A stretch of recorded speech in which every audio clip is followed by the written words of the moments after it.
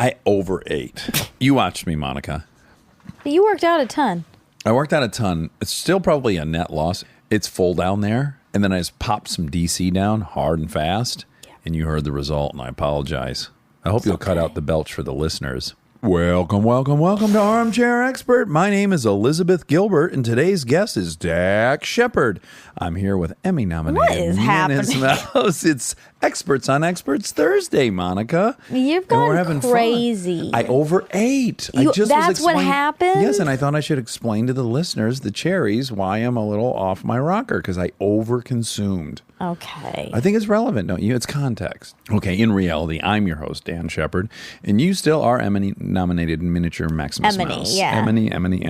Today's guest is Elizabeth Gilbert, who is one of the most successful writers on planet Earth. She wrote Eat, Pray, Love. It was on the New York Times bestseller list for, 6,000 weeks. Reddit loved it. Committed, she also wrote. Mm-hmm. Big Magic, she wrote.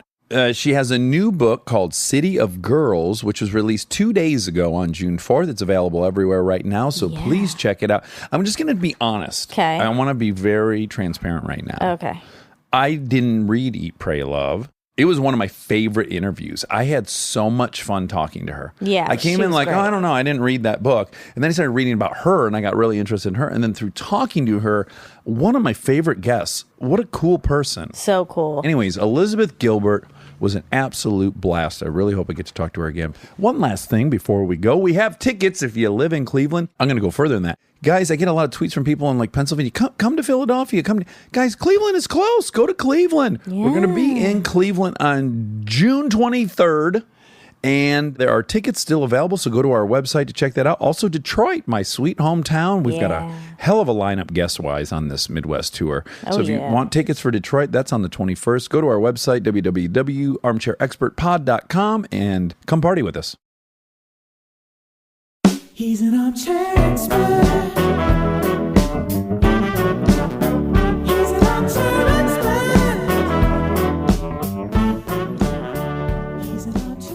Elizabeth, it's really fun to have you here. And I just want to applaud the fact that you're coming off of already talking a bunch, right? So yeah, but that's not a problem whatsoever. I talk a lot, just in general. Would you say as a hobby?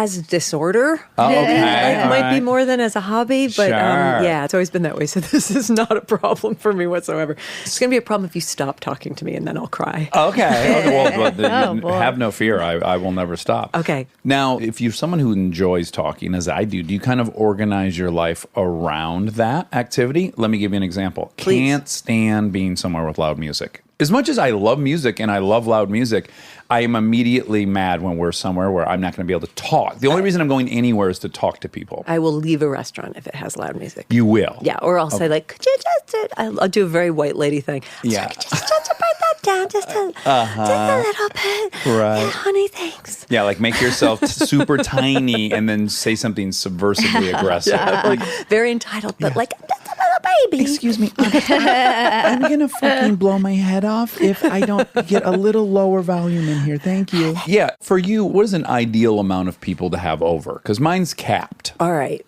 To have over? Yes, like some people, they like to have a gathering of like 40 people. There's music at the house playing. Okay.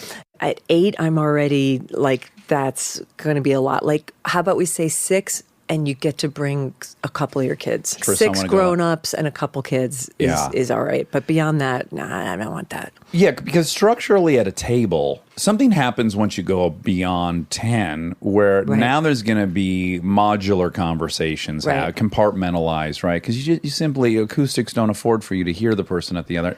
I have no interest in that Unless party. somebody is speechifying, and that's horrible to be at a dinner party with 10 people where somebody is giving speeches all night. I have a hunch that's me. Side note, do you remember that movie About Schmidt? One of my favorite gags in that movie was Kathy Bates' ex-husband loved giving speeches. He was always trying to give a speech at any given time. And finally, at one point, she goes, just shut the fuck up. No speech right now. And I thought, what a funny characteristic to give somebody, because we all know people who like live for that moment. Clink, clink, clink on the water glass. Now, you had a super interesting childhood, especially in today's context. Yeah. Dad was a chemical engineer. Yes. Mom was a stay-at-home mom? She was a nurse. Oh. So she worked part-time out of the house, but she was also like a full-time farm wife and stay-at-home mom. And you guys lived on a Christmas tree farm. That is correct. Ooh, Isn't that how weird, fun. Monica? I'm so excited to hear about this. You are? Yes. How many acres are we talking about? Tiny, like really tiny, like a little postage stamp piece of land in rural Connecticut in the Berkshires. My dad was really into efficiency, so almost every single inch of our property had a Christmas tree on it. Really? Yeah, so we didn't have much play space. Oh, okay. And then we had a pasture because we also had goats and chickens and honeybees and then the garden. Like, so it was about maximizing the amount of space so that everything was producing something. You guys were way ahead of your time. That's kind of like the movement you see happening up around the Bay Area and stuff. I guess it is. Although I think at the time in the 70s, around the oil crisis, there was a little bit of that like Panic. back to the land kind of hippie thing. Yeah. But my parents were weird because they're not hippies. They're Republicans. So I guess they're more like Survivalists? Conspiracy. kind of, but without guns. Right, So okay. take away the guns and the racism. I've never quite found the demographic that they fit into, but I guess it would be libertarians. Oh, yeah, there you go. I, for a while, was a libertarian, just side note. Oh, yeah? Meaning, yeah. Yeah. Until How'd that work for you? Well, the economic meltdown of 2008, I was like, Oh, maybe this we is need some regulation. This is a joke. Yeah, they will not act in anyone's, and even in their own best interest. The market won't regulate it. It'll collapse. That Right. became very obvious that this thing has gotten way too complicated for us to rely on the invisible hand of Adam Smith. You know that great line, I think it was John Oliver years ago, who I heard say, if you had an invisible hand, what would you do with it?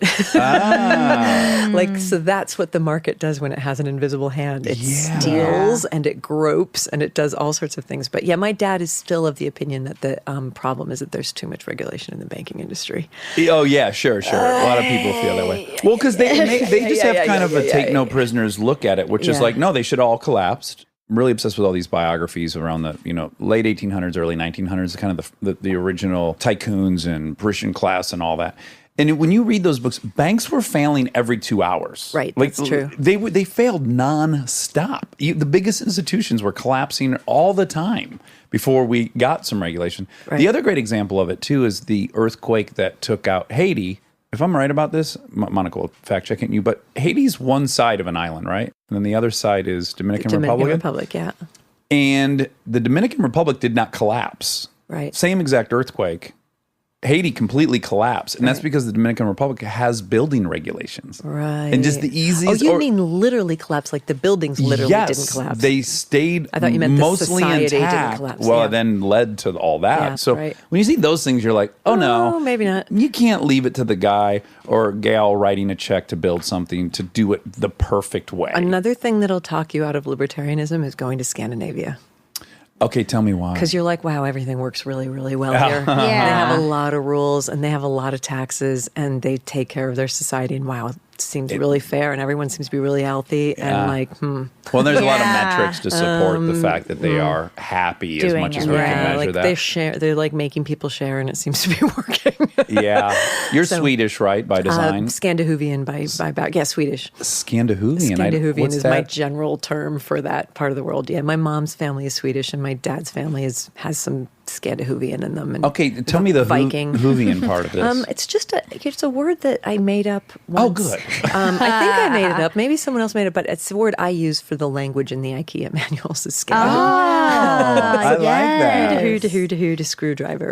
You know. And I'm going to overgeneralize here, but that's kind of what I do. And then Monica points out how I was wrong. But, I've been to Minnesota a bunch. Have you? A bunch. My mom's from there. Okay, great. Yeah. They deliver on the stereotype that they're the nicest people in the world. Within 9 minutes of being at the airport, you're like, where did I just land? Canada? What is Yes, this? Yes. Yeah. I'd go even further than Canadian. I mean, Yeah. Again, I think there's a lot of elements to it. It's a very dangerous climate to live. You really do need to rely on neighbors and help and all that kind of stuff. But certainly the Scandinavian underpinning is compelling. It is. Now, we have in my family, my sister and I call it Scandinavian standoff, which is when you keep writing thank you notes back and forth to each other. Oh, a nice song. Like this happens in my family a lot where like, I will go to my mom's house for dinner and she'll write me a thank you note saying thank you for coming to see us as my I'm God. writing her a thank you note saying thank you for dinner. And then you might even get a thank you note saying thank you so much for your note. I loved it. And that's a Scandinavian standoff. That's hardcore.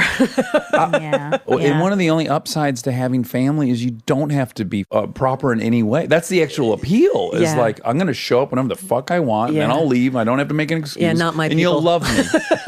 My people don't do family that way. They don't. You know the old joke of why wasps don't have group sex? Oh, tell It's me. because too many thank you notes to write after. Oh my God, I've never heard that. I like that. Anyway, that's the kind of people I come from. Okay. You'll be getting a thank you note. Oh my gosh, I look forward to it. I've only gotten one from a guest, and it was from David Sedaris, who we worship.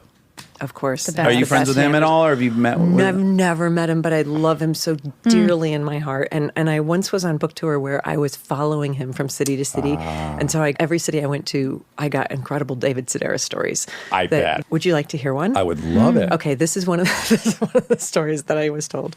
I was told that David Sedaris was in the book signing line. This was in a pretty southern place.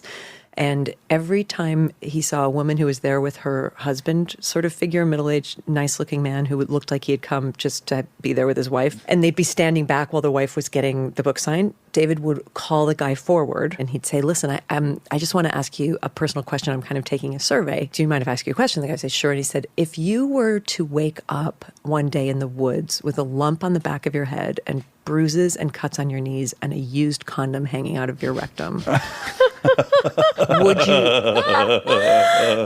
you tell anybody? And the very nice man in his like Christmas sweater would be like, no. And David would say, you want to go camping with me? Oh my And he did it to guy goodness. after guy after guy. Yeah. Isn't that amazing? Yeah, it holds up. It really holds up based on the stories he was telling us. He's Delighted. so charming and lovely that he somehow is. gets away with that. He's And likable. I certainly hope it's okay that I just repeated that. Oh, of course. He would love it. I love it. Everyone Yeah. loves it. Because what'll come up often is there are jokes you're apparently allowed to tell and not allowed to tell. But I was molested. I'm very open about it. So I enjoy molesting jokes. One of my favorites is a Boy Scout leader and You a get young to Boy tell Scout. that joke. Well, right. Yeah. Exactly.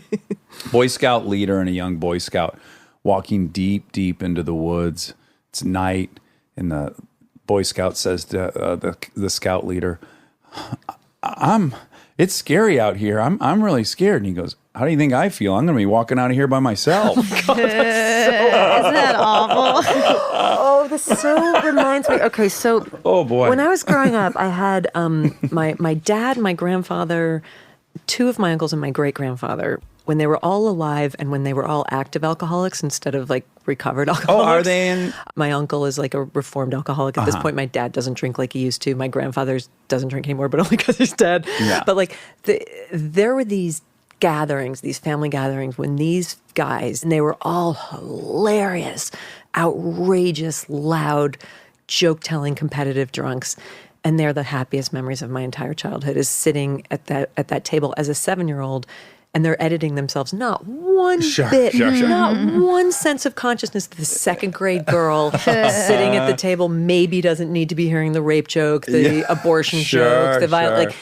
And it just trained me in everything about what to delight in the world, you know? Yes, yes. And how to be with pretty much anybody. Like it's Yeah. why I was able to be a bartender and work on a ranch and do all this stuff that I've done in my life. But it's also, people ask that question, if you could have dinner with anybody living or dead, I'm always like, I just want to have one of those again. Like if I could just go back and like Yeah. just sit as a kid at that table and listen to the completely hideously filthy jokes being told by my drunk male relatives. Yeah. I can't think of anything that I would rather do in my entire life than be there. I totally agree with you. And it's relevant to think of as a parent. I would argue you're an example of it. I'm an example of it. The highlight of my childhood was being Yeah. able to observe that for a minute. It's and also, amazing. they're teaching you this interesting dynamic which exists in society, any society, which is there's the forbidden, then there's this dance around playing with it. And there's some weight to that. You feel at all times, I do, the weight of society. What you're expected is good or bad at a grocery store. Like you're aware of it at all times. And Yeah. I would argue it serves a pretty cathartic purpose to be able to break that for little periods of time in a way that is acceptable and it's healthy. somehow kids know too. I mean, it's not like I went to school and talked to my third grade teacher that way Right. the next day. Like I Yes. knew that this is for this time and you're super lucky that you're getting to sit at this table, and I Yeah. felt like I had a tiger by the tail, and half of the jokes I didn't understand, but what I did understand, I was like, oh my God. Yeah. And I've tucked them away and I still have those jokes in my memory, but no one told me you can't bring this to school. I just knew. If I think of my greatest frustration as a kid, it was most often that I was being talked to in a way that I felt was definitely underestimating what I was understanding. Right. No, I get this. I'm seeing all this stuff. I'm not seeing it. Right. And I was frustrated with the notion that I was not understanding it. It was almost like feeling like I was getting gaslit or something. Like, Well, that's the opposite of the Minnesota Scandinavian upbringing, right? So my dad's family's from New York, so they had, like, my mom's family wouldn't have done that around the Right, kids. right. And they would have said, you have to be nice to people and you have to be polite about your neighbors and you can't say bad things about people. When my dad's family would sit at the table and they would talk about the neighbors and call them a conglomerate of assholes. And because that's what they actually felt. Yeah. And there was nobody at the table saying, you're not supposed to say that about people. Right. Like, yeah, you're totally supposed to say that about people if they happen to be a conglomerate of assholes. Sure. There was like some East Coast truth to it, I think, in a way. Yeah, there was consensus, it minimally. felt safe because I think the truth always feels safe. Yeah. Whereas if Deserved. someone's an asshole and someone's telling you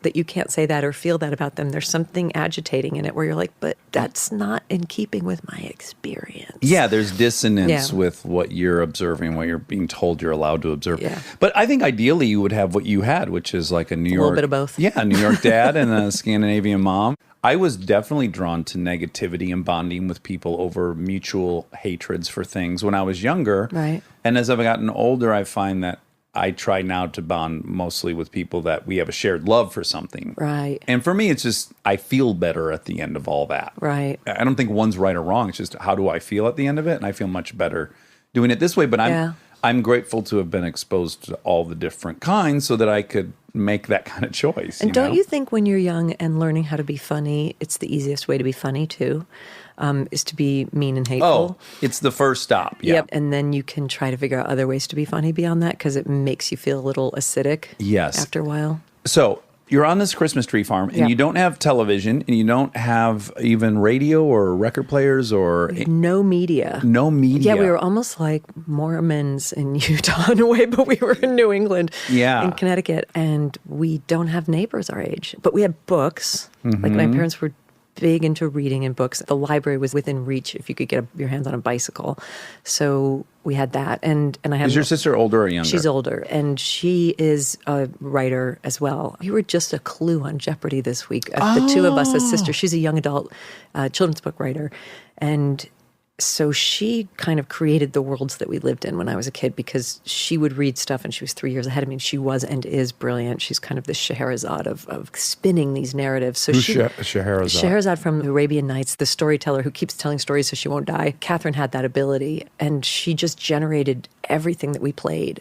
Like, I don't remember us really ever playing any games except what she made up. And then I was her foil, so I would just be whatever part she told me to be in the Yeah. story. And she wrote plays and we made books, and she would incorporate anything that she was currently reading. She would just kind of alchemize with her imagination and turn into a game. So she's reading a book about cave twins and we become the cave twins, but she's also reading a book about FDR, and so one of us has polio. And sure. so she was just force of education and imagination. I don't remember ever wanting to be anything other than her. Like what she could do, I wanted to do. Yeah. You guys went to public school, I Yeah. assume, right? Yeah. There can be this weird transition for siblings, right? Where she's your whole world. She's Mm-hmm. the coolest person you've ever met. And then you guys enter this other world. Mm-hmm. And then you can have varying levels of social skill. And it can get like murky, can it? Yes, absolutely. I was always more social. It was way easier for me to make friends. And also because I had to learn from a very early age how to agree and adapt because I was smaller and stupider. Yes. And you've got the older, more powerful, smarter person, and you Yeah. just can't really do much but agree and adapt. I wasn't going to win in any kind of a battle against her. So, Right. so that agreeability and adaptability made me be able to make friends easier. I would also argue, too, I witness it now with my girls who are 2 years apart. They're 4 and 6. The amount of rejection the younger child experiences hourly Right. throughout a day. Right.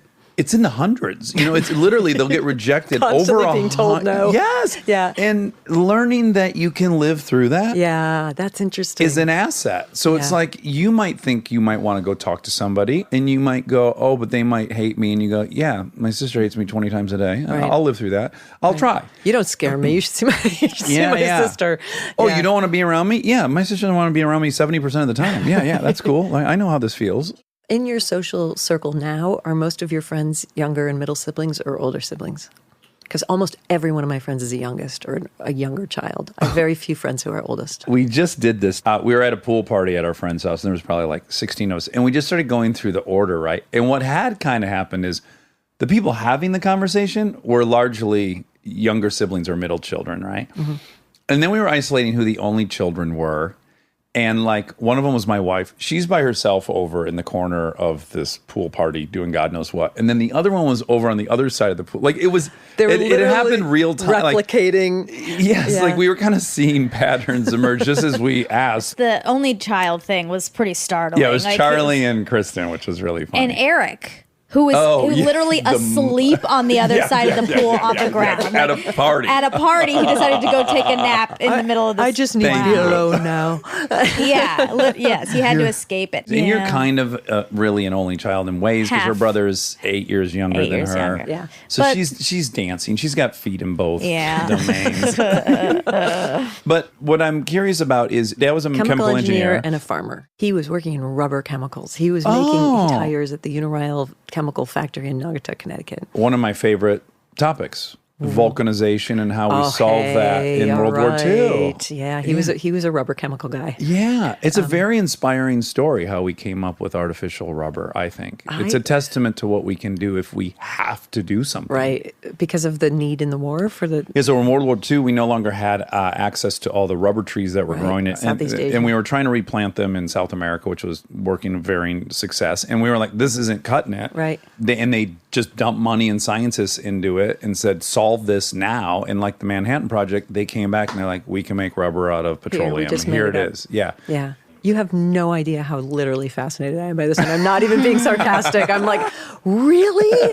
I didn't know this. It's so inspiring to go like, That's so interesting. Here, people- my dad hated it. oh, we did. He did. I mean, he's a brilliant mathematician and scientist. He's a little spectrumy Mm-hmm. and really can neither give nor receive an order.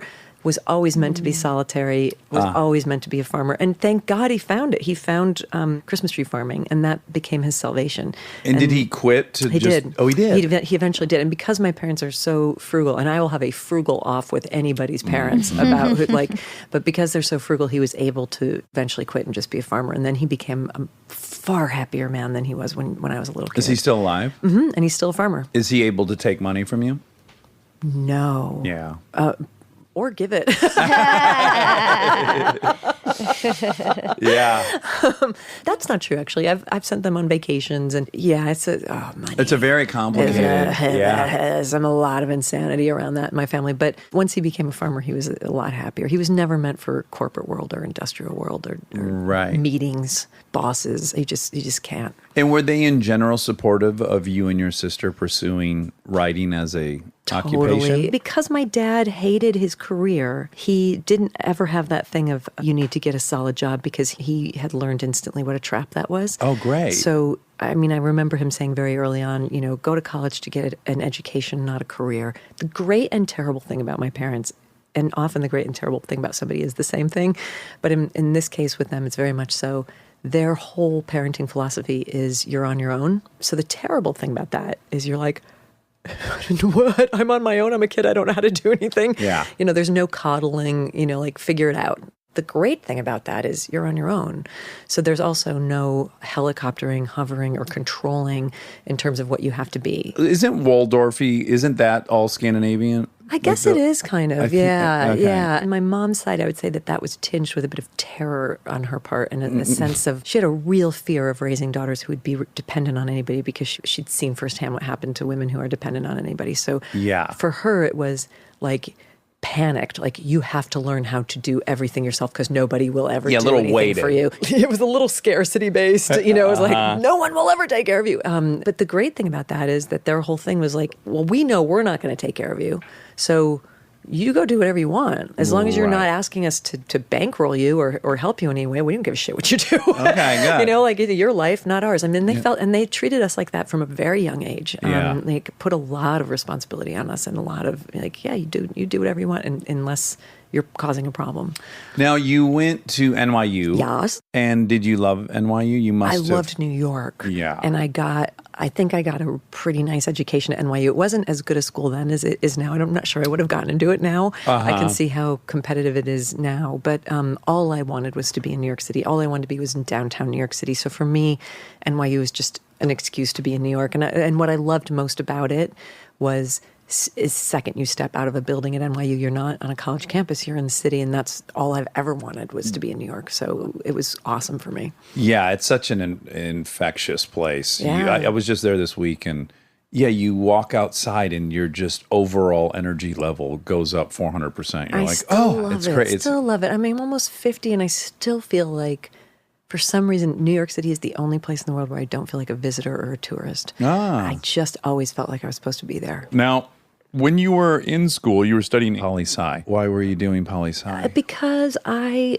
didn't want to take English classes. I really did take my dad up on what he had said about get an education, and I felt like I should take advantage and learn stuff I didn't know or couldn't learn on my own. Right. Which for me meant a lot of history and a lot of political science, but I wanted a broad liberal arts education. But I didn't feel like studying English was going to get that for me. So what I would do, this is such a fucking nerd, is that I would get the curriculum for the English classes, and in the summers, I read everything that those classes taught on my own, because I figured, well, I can just read a book. Sure. You know? Yeah. And you're writing short stories Yeah. throughout this period? Yeah. And do you have favorite, at that time, short story writers?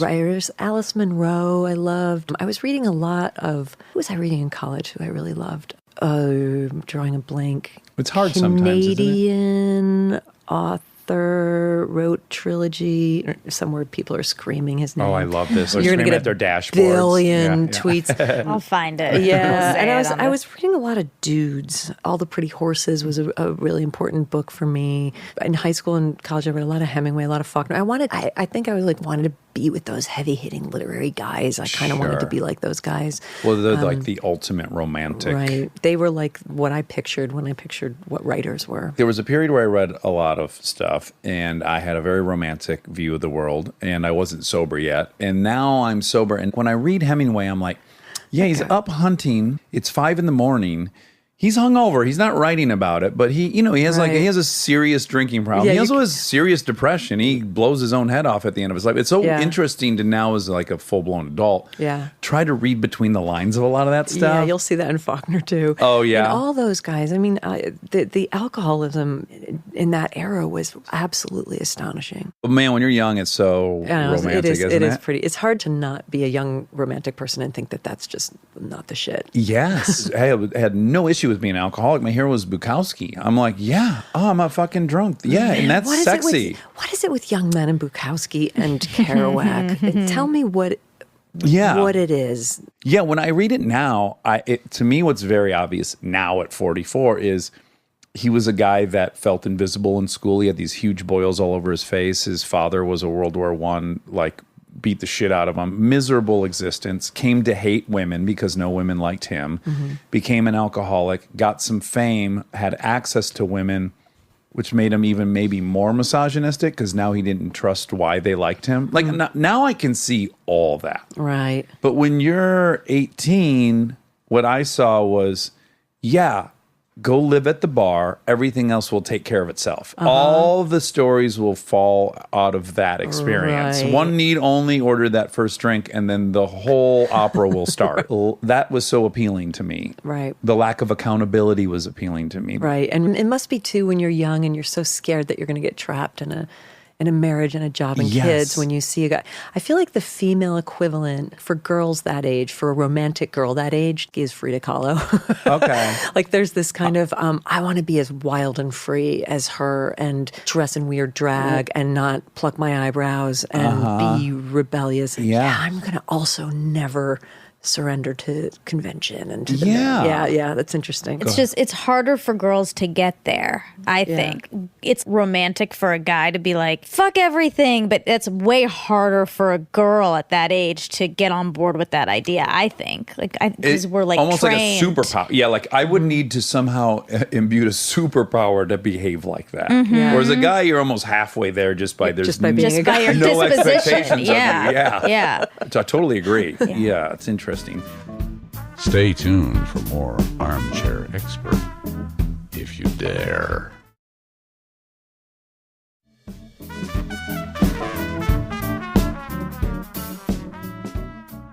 So you were writing short stories, and Yeah. you wrote a short story called Pilgrim, Yes. and you got published in Esquire. Yes. Now, I, in college, was trying to get a book of short stories published. I did the thing where the SE envelope, what do you call it? Yep, self-adjusted. Yep, Yeah. Yep, I spent a lot of money on those envelopes. Me too, and I didn't have it. I sent out hundreds of samples of Yeah. my short stories. Yeah. And, you'd be delighted that they just gave you a rejection letter. Most of the time, Yeah. you're like, I don't know, did it even get there? Because you didn't Yeah. even get the rejection letter. Yeah. What was the experience like of getting the postcard back? Oh my God. Or- It wasn't. It was a phone call. And it was after 7 years of those rejection letters. Oh, God bless you. 7 years. But what had happened is there's those levels of rejection letters. Like there's none.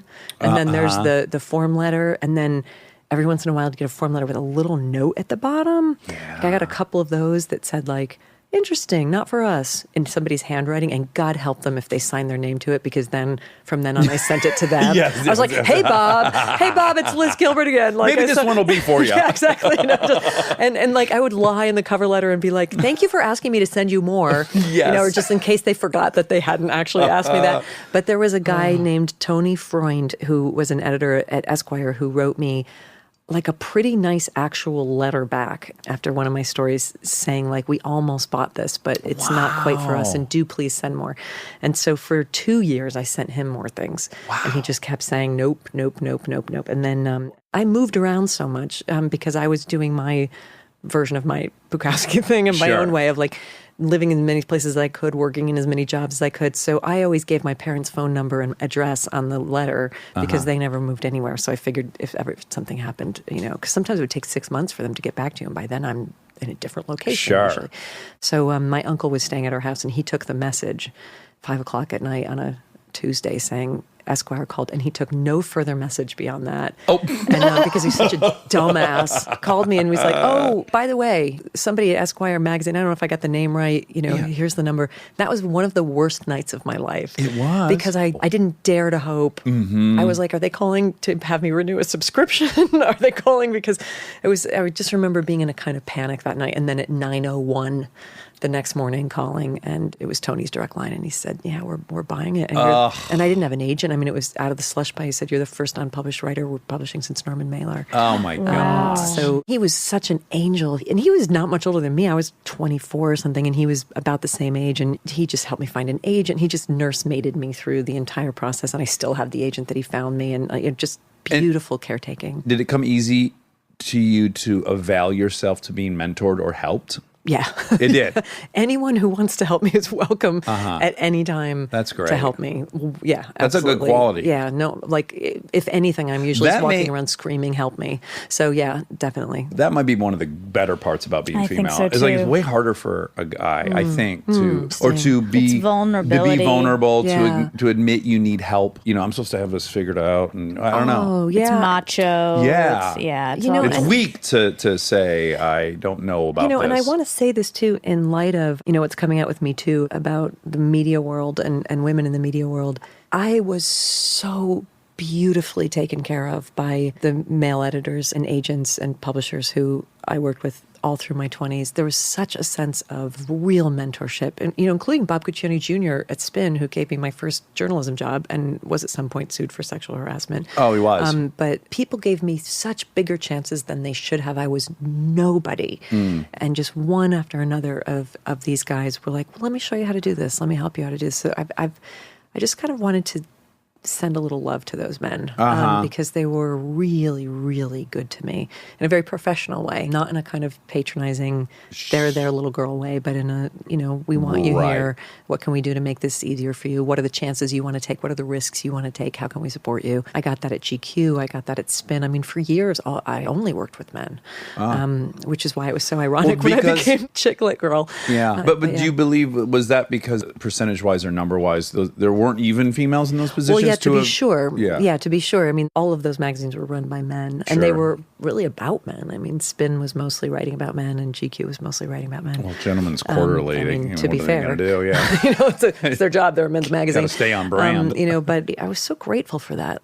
People will sometimes ask me about writing screenplays. Should I get this book? Should I get that book? And blah, blah, blah. And I'm like, that stuff's great. Let me just tell you the facts. Go write a terrible fucking screenplay, because that's what's first. Right. You're not going to sit down and write Pulp Fiction. Right. You're going to learn to write through writing, not through reading about writing. Not right. It's like, you got to just do the thing, read it, realize, by the way, when you're not so impressed with yourself for finishing something and loving it because of that, months later, you'll reread it and go, oh, that's a little weak there. That's a little weak there. And then through the process of rewriting, you can learn to write. Like, do you have any feelings about that as well? I think Roxane Gay said it best recently in a tweet where she said, y'all just keep coming to me and asking for tricks and hints and, ways to game it, like how to get ahead in writing. To hack it. I wish that there was another thing I could tell you other than sit your ass down and do it every day. But unfortunately, that's always going to be my answer. Yeah. There just isn't another way to do it beyond that. Right. It just isn't. So you can read all the books you want. You can, but no, nothing will get you there other than doing it. I mean, I've also learned though,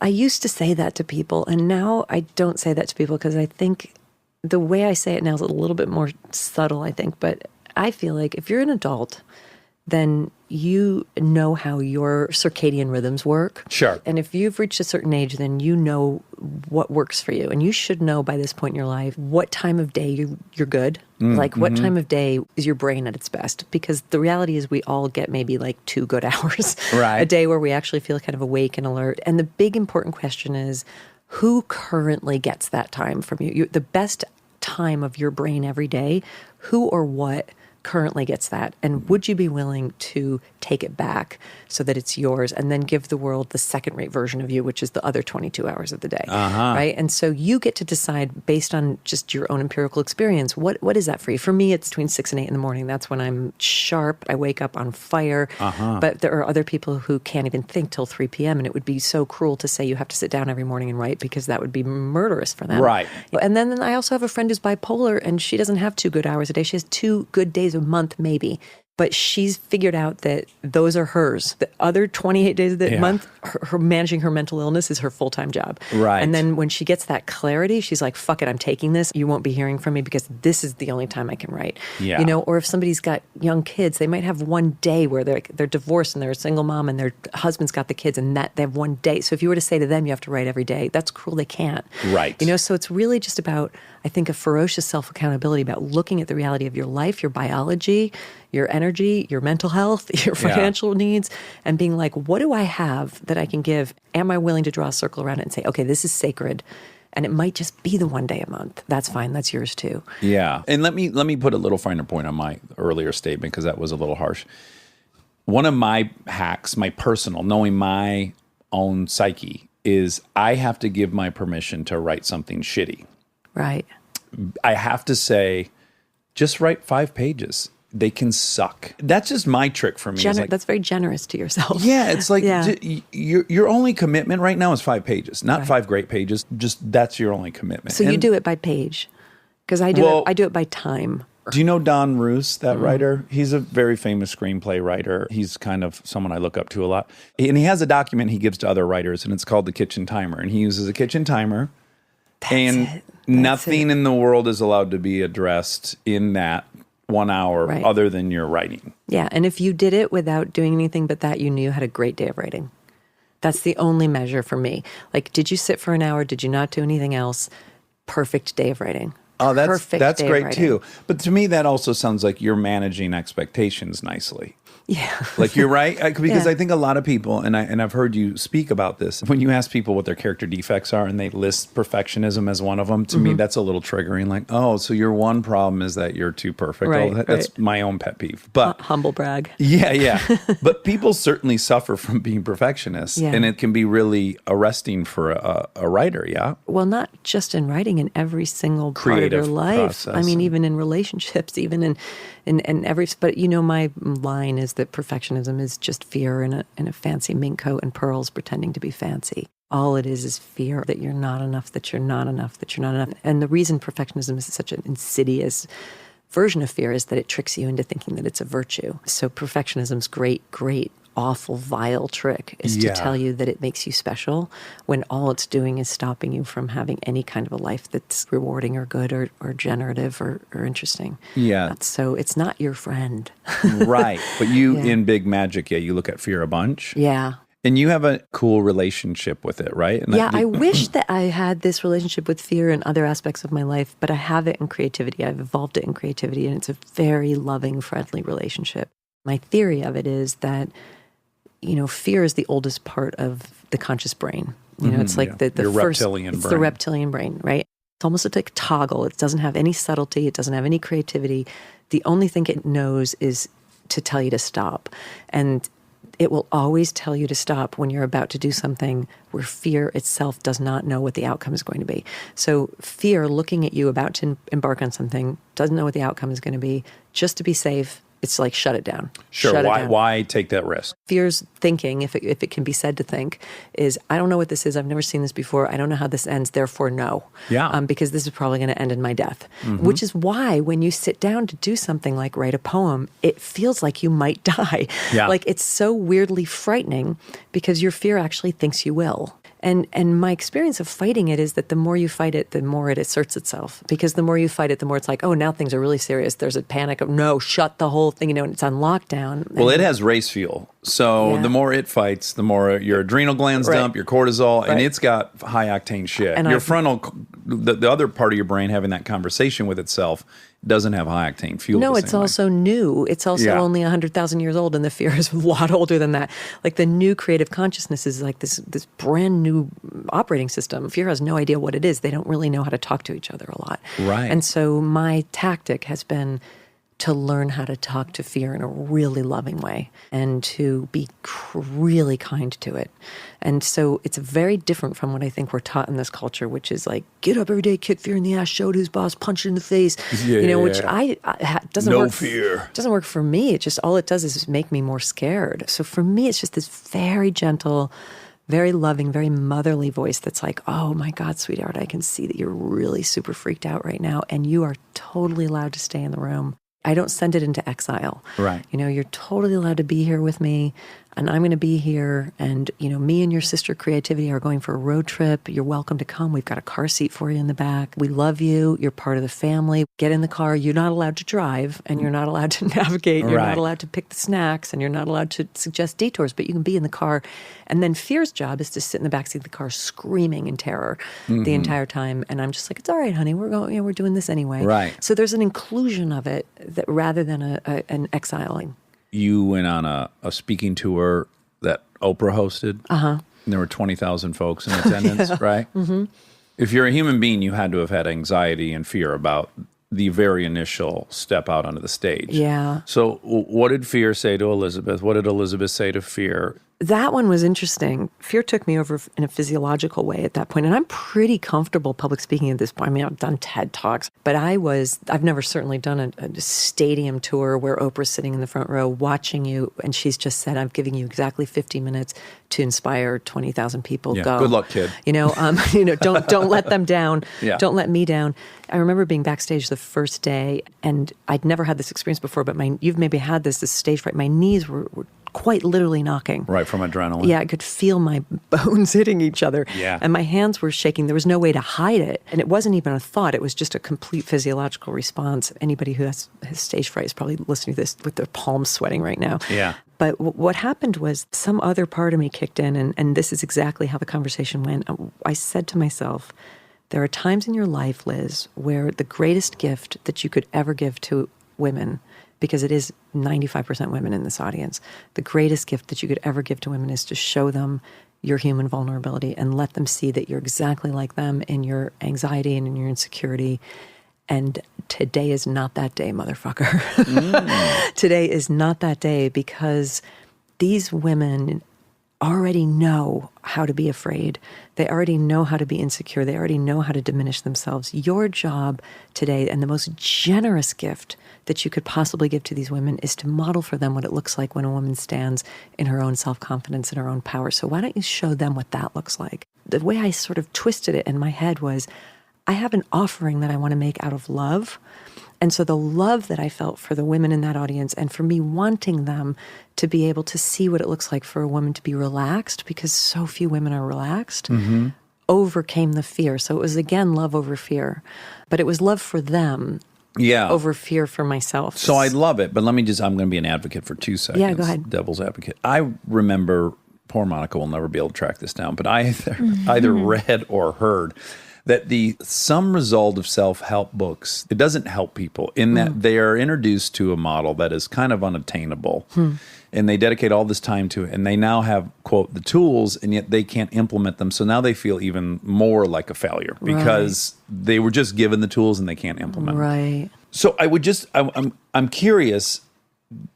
I could see where you'd go, well, you stepped out on stage and you just showed these women something that really is almost impossible. Could that have the effect of like, oh, here's one more thing I couldn't do, as opposed to if you came out and you go, my knees are knocking, I think I'm going to pass out, Right. but I'm going to go anyways because I love you guys and I want to do this. Right. Is that more relatable? I mean, I love what you're saying. I'm just working it all through in my head. You might be absolutely right about that. I don't know. I'm just Yeah. wondering. Yeah. Well, that's interesting. I have a question for you. Have you ever been helped by a self-help book? Well, AA, if you call AA in the big book of Alcoholics Anonymous self-help book, which I think it is, yes, incredibly. But I don't know that the book on its own, in fact, I'm almost certain the book on its own wouldn't have helped me. Right. It was the community and watching fellowship. how this dude interpreted that thing and how he employed that part of the book that I didn't really understand, or I'm an atheist, and is there any other atheists? How are you guys dealing with all this The higher God power stuff. Yeah. Yeah. Oh, well, this guy made a great point. Right. The sun comes up every day and it goes down every day, and I'm not the force doing that. Right. And I'm like, oh yeah, I'm not either. Okay, I guess I'm pretty insignificant compared to gravity and the symmetry of the universe. Thank you. Right. Yeah, Like that line from the book of Job, have you ever commanded the dawn? No, never, not once, not once. Like that's what It's helpful. I find that really helpful too when I start panicking. I'm like, not once have I commanded the dawn. And guess what? The sun's going to keep coming up and going down long yeah. after I'm gone.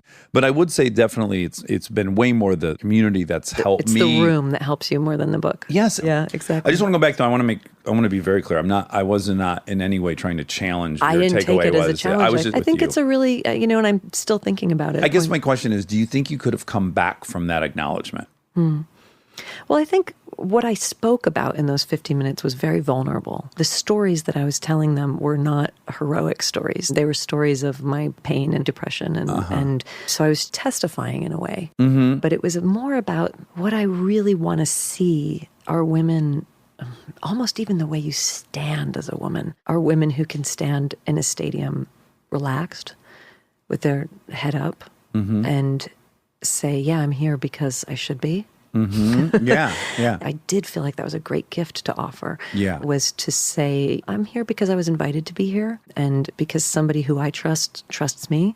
So I'm going to tell you my sad, fucked up stories about my sad, fucked up mistakes. Yeah. But I'm going to tell it to you from a place of showing you what it looks like to just own your story, not come out on that stage and say, oh my God, I can't even believe I'm here. I shouldn't be, because that's something I see women doing a lot that I wish that they wouldn't quite do so much. They mitigate a lot. Yeah, women. I wish They'll wouldn't. make a great, strong statement, and then they bookend it with, but I don't know. A lot of people blank. That was my takeaway from editing this show. Yeah. The difference between listening to the way women speak and the way men speak. You don't notice it as much in life, but when you're listening and all you have is the auditory, it's so incredible the percentage of women who backpedal and who apologize. Yeah.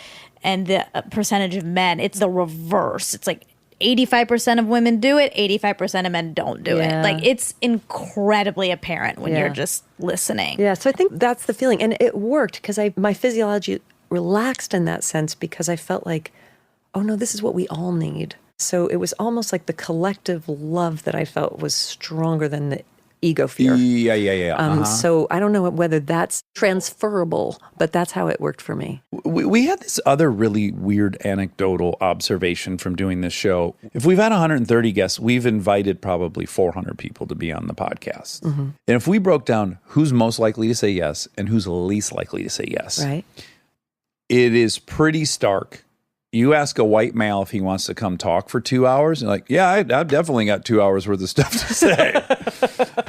And then that number's cut in half for women, and then it just keeps going down to, and we just started kind of like, again, it's only a sample set of 500 people, but what we've seen, it makes sense to me. And if you would have said to me before doing this, men are so entitled, like they just are so, and I'd be like, what? I don't know if I believe that, but just witnessing who says yes, it does lead me to think, yeah, we think we've got 2 hours of great shit to say. All white men.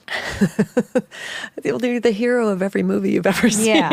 Yeah. You know, it's Like, well, yeah, we're the ones that are supposed to be talking in this society. The president's a white man. oh, that's funny. It's just And- very and interesting. awful. Yeah, it's Yeah. terrible. Yeah, that's really interesting. But I think your decision to be confident is what helps change that, is what helps turn the page a little bit, is to see more women in those power positions. I think you're right. In a That's a great confident way. point. Just model what it would look like, you know. Some of your anxiety was probably totally subconscious, but the mere fact that, yes, in your lifetime, you've probably seen 90% of these great speeches were probably made by men. Yeah. So that, on some subconscious level, is in the stoop. And I've seen a lot of women get on stage and start by saying, "Oh my God, you guys, I'm so nervous." Apologizing immediately. You know, yeah. and I just I Yeah. don't want to see it anymore. Yeah. Yeah. See, these are the great counterpoints on Yeah. love. So you have I would call it, and you would not, a pretty great then ride from getting published in Esquire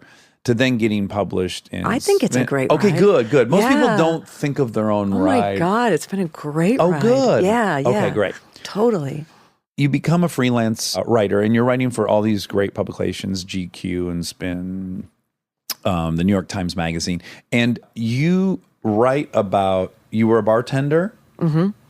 Now, I completely now acknowledge I've been wrong for 20 years. I always thought Coyote Ugly was based on Hogs and Heifers. Oh, now you're in a family dispute. Okay. Hogs and Heifers and Coyote Ugly were two bars in New York City that were both born of the same parent. And their parent bar was a bar called the Village Idiot that I used to go to when I was in college. That was the diviest, skankiest dive I've ever been in my life. I mean, the guy who owned the bar used to like piss in the beer ice. You know, I mean, it was just a gross place, but there was something also fabulous about Bukowski-esque about it. I loved it. I used to go there when I was in college, and the bartenders were all women, and they were kind of skanky, kind of hot, kind of tough, kind of bikery, kind of cool. And when the bar got too crowded, they would light the bar on fire with Bacardi 151 to just keep people back. I thought the place was heaven. Why wouldn't it? And then it closed for numerous health code violations.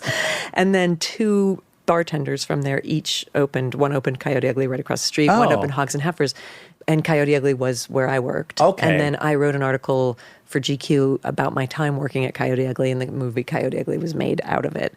Simultaneously, Hogs and Heifers became a very successful bar, and for some reason, because they were so similar, they had the same kind of vibe. Bras on the thing, you know, you could park a motorcycle dollar in there, PBRs, you know, guys would come in and you just pour a shot right down their throat. Like there was all sorts. It was all very similar, but in fact, I am very happy to set the record straight that Coyote Ugly was the.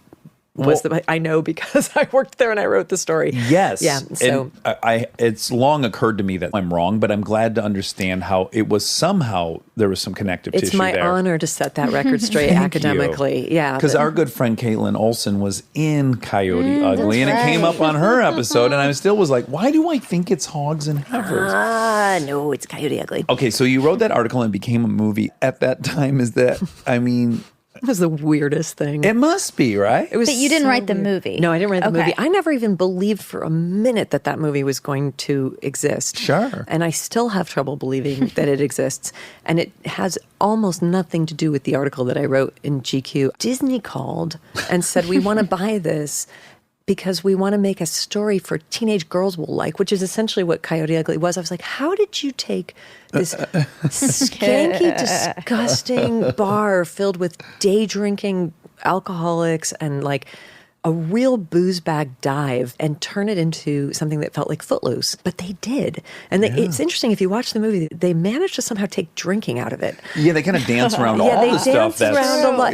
They literally dance around, yes, but yes. there's not really It's true. anyone drinking. It's interesting. Whereas my article was really entirely about drinking. What was your take on that experience? On the movie or on working On your there? article. I loved that job so much. I mean, I didn't have the stamina to continue it. I worked there for about a year and a half, and then after that, I went to another bar that was much less strenuous because it was a lot of physical work working there. Uh-huh. It was loud. You had to put on a show. You had to put on a show. It was your responsibility to keep that bar packed and entertained. Were you drinking hard yourself? I've never had the stamina to drink hard, so I faked drinking hard. Oh, really? And because it was actually required of the bartenders there that they get drunk every night with the customers, and I couldn't drink like that once without going to a hospital. I was never shit-faced. My trick was that I would knock back a shot of Jack Daniels and I would chase it back with a Coke and I'd spit it back into the Coke. I got away with that for a year and a half. There was one guy, a regular named Lou, who was so you. attentive that he was hip to me. And one night, he's like, I'll give you $25 for that Coke at the end of the night. I pray you sold it to him. He deserved it. And I was like, don't you ever tell anybody. I will literally lose my job. But it was fun. It's just exciting. And it was, and it had a lot of power because there was no bouncer.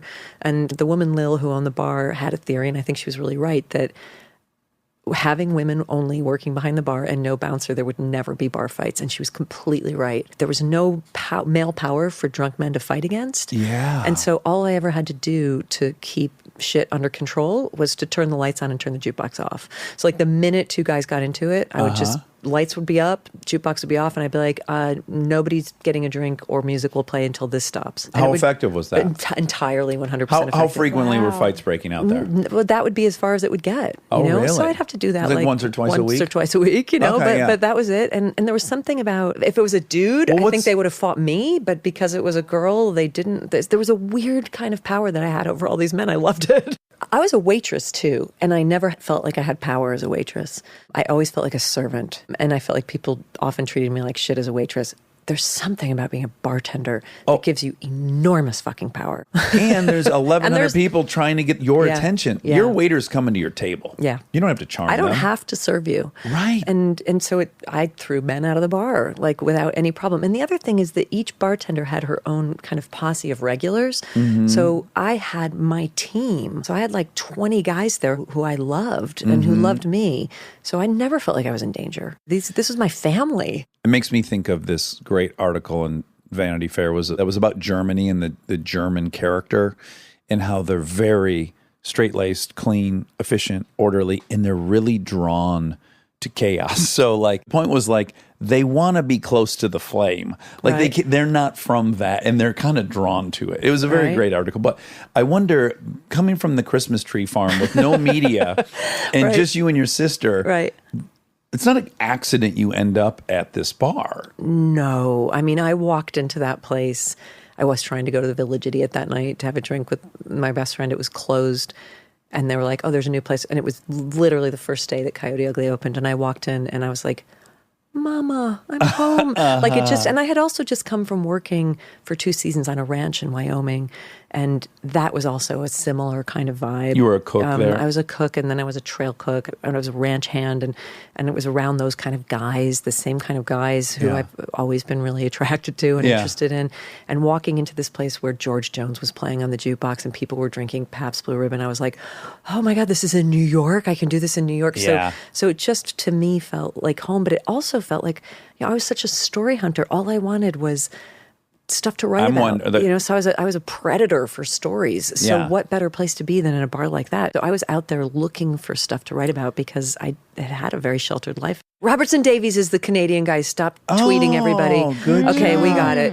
Robertson. Okay, now go ahead. We'll find If you yours. weren't indulging in the drinking, Right. was there an aspect of that lifestyle that you were indulging in? Did you think Right. you were on any conscious level trying to gather your own story? Your own My own drama? mythology? Yeah. I was in love with the vision of me like ruling this bar like lion tamer. Yeah. And having, these 300 men at my command. Yeah. Totally. Yeah. I thought that was the balls, and I still kind of think it is. Yeah. I was also very much taking notes, like literally taking notes. So behind the bar, I had a notebook, and I was writing down things that people were saying. And in the morning when I woke up, I was journaling everything. That And I how was frequently witnessing. would you date the customers?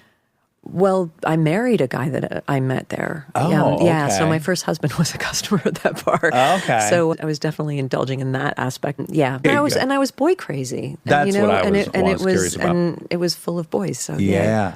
Yeah. Stay tuned for more Armchair Expert, if you dare.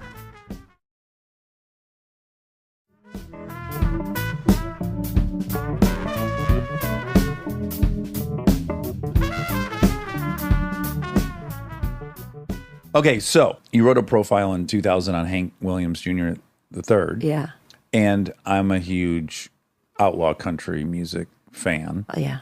I guess I'm just curious what drew you to doing that I mean, story. why would you not want to write about Hank III? He's fascinating. The entire story of his life is fascinating, that he didn't know who he was till he was 16. Oh, he didn't? No. Oh, wow. He didn't even know that Hank Jr. was his father. Okay, Hank Jr.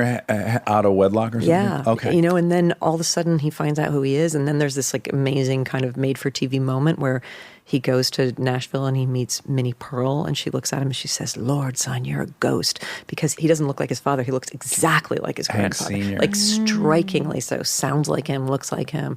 Yeah. And then he's carrying that legacy, and he's like this punk, like skate punk kid who starts getting into old timey country music and creating this weird punkabilly hybrid thing. I mean, I haven't kept up with him, but certainly at the time that I knew him, he appeared to be actively trying to drink and drug himself to death. Sure, well, it's in the blood. And How old was Hank Sr.? He was like in his 30s, right? When Yeah, he died, or maybe yeah. even younger, maybe 20s. I mean, he definitely had absorbed this idea that is actually what he had to be and what he had to do. And he's monstrously talented, and also very sweet about his father, despite the fact that his father had never took care of him financially or in any way. He was very defensive of his father. People would say to him, "Your grandfather was awesome. You're awesome. Your father sucks." Sure. And he was constantly defending his father, which I thought was very, very sweet and strange. He's a lovely kid. He was very sensitive, Yeah. beautiful. So often us addicts are, yeah. I love an addict. I'm such an Al-Anonic. Yeah. Well, if dad and uncles like to party. I just love them. Yeah, you I kinda can't get- help it. My mom says she never met an alcoholic she didn't marry. Okay, so the humongous moment in your career life is 2006, Eat, Pray, Love. Yeah. How long was that on the bestsellers list? Years and years. It was at number one for over a year. Jesus. And then it was on there, I think, for like 3 years or something. It just sat there. Is it easy for you to absorb and take that in? No. It's hard, right? Yeah, no, it's not easy, but I wouldn't say that it became a full-blown crisis. I think something like that could become a crisis for a person. Yeah. I think if it was my first book, that would have been really traumatic. And so I'm grateful that it wasn't. And I'm grateful that my relationship with writing is, I think in many ways, the healthiest relationship of my life. It's like the one constant and has been long before anybody ever heard of me. I loved it. Yeah. I respected it. I loved it. And I treated it with reverence. I think that was the kind of foundation that made it okay, because I knew that I could continue to write something after Eat, Pray, Love. It didn't have to ever do that again. It was really great that my first book sold 4,000 copies or something, because I had that as a standard where I could say it's absolutely fine to write a book that sells 4,000 copies. Yeah. I love that book. Right.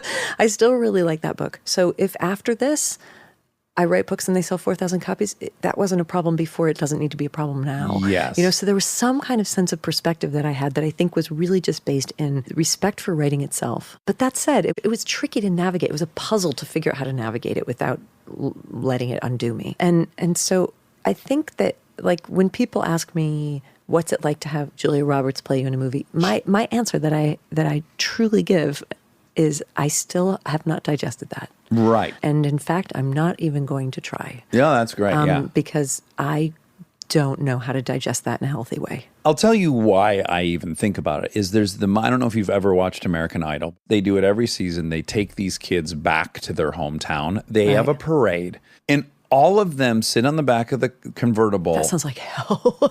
They are crying with like just exuding, like they are so in that moment. That looks really joyful and even rapturous. I can't do that.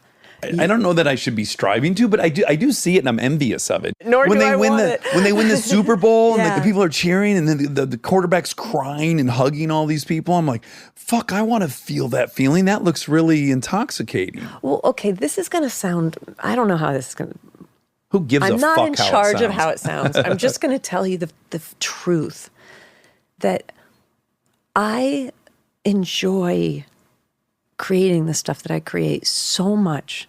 And I've been amply and generously rewarded by the world for it. And I have yet to have a reward that feels nearly as good as what it feels like to do it and to make it. And so I feel like maybe that's also the foundation under me. When I wrote the last page of Eat, Pray, Love, and I remember where I was, and I'd gone out to this artist residency in Wyoming, living that book and writing that book took me from depression back to myself. So it was a salvation for me to do that. And going on that journey and getting to go on that journey and getting to spend the year traveling around the world, meeting these incredible, fascinating people and studying all this stuff and learning how to speak Italian and learning how to meditate and falling in love and having all of these adventures and then getting to come and try to synthesize that into a book and going out to the middle of Wyoming and being in a cabin alone and writing it. All of that I loved. Yeah. I loved being alone. As much of a gregarious person as I am never happier than when I'm alone with my work. I love it. I love making something, and I love being in engaged conversation with the book. And the day that I finished writing the last page of Eat, Pray, Love, that's when I cried like I'd won the Super Bowl. I sat there alone in that studio, and I wept with gratitude like I have never felt. I was so happy. And I've never cried tears like that since for Eat, Pray, Love, because that was my peak moment. Right. And- You'd gotten the thing Oh my out of your head God. successfully into this. And because I'm an animist and a pagan, and I believe that everything has spirit, and I believe that everything that I've ever created, I'm in relationship with. So I believe that this book is in relationship with me, that it wanted to be written, and that it and I had a relationship, and we made this thing together, me and the mystery. And I talk to my books all the time as I'm writing them, and I ask them what they want from me and how I can work with them. And because I have a certain level of kind of witchy magic about the way that I work.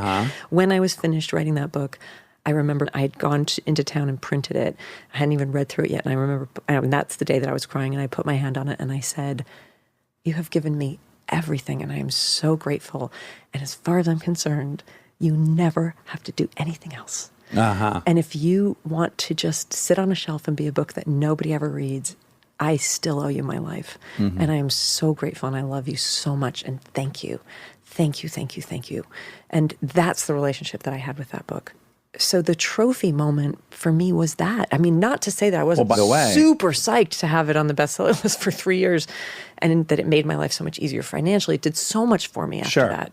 But yeah, that's the it. difference between an intrinsically motivated thing and an extrinsically motivated thing. And Yeah. generally the former results in self-esteem and happiness and the latter does not. Yeah, But to be fair to the Super Bowl player, Yeah. that moment of them winning is that moment. It's that exact It's moment. that It's the moment. finale. it's just that it's being filmed. exactly. Great it's point, the Monica. end of the journey. It's exactly it. yeah. That's So exactly they it. deserve to cry then too. They totally Yeah. deserve to cry because Yeah. they did it. And that's Yeah. the feeling. And thank you for that point. I think you're very right about Thank that. you, yeah. It's just that there weren't any cameras in that cabin. Yeah, You're right. It looks like the moment is about the winning, but it's not. It's about the completion of Yeah. a really big And journey. you work together as a team and everyone Yeah, did the there's thing they nothing were like supposed it. to for sure. Yeah. Now, do you think on any level you were initially drawn to writing because you could have total control over the world you were creating. Yes. Yeah. You get to make people say what you want them to say. Yeah, Characters sure. and You're stuff. God. You You are are God. totally God. I mean, yeah, hell yeah. Oh my God. Why else would you do it? Yeah, but well, the reason I was wondering if you might be the exception is that the way you just talked about allowing the book to tell you what it Right. wants to be, and that kind of push and pull and communication and openness.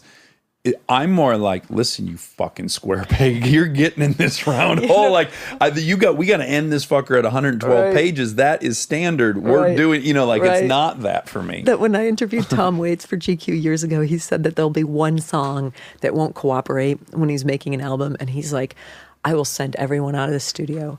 I will pull down the shades and I will start screaming. And I will say, listen, the rest of the family's in the van.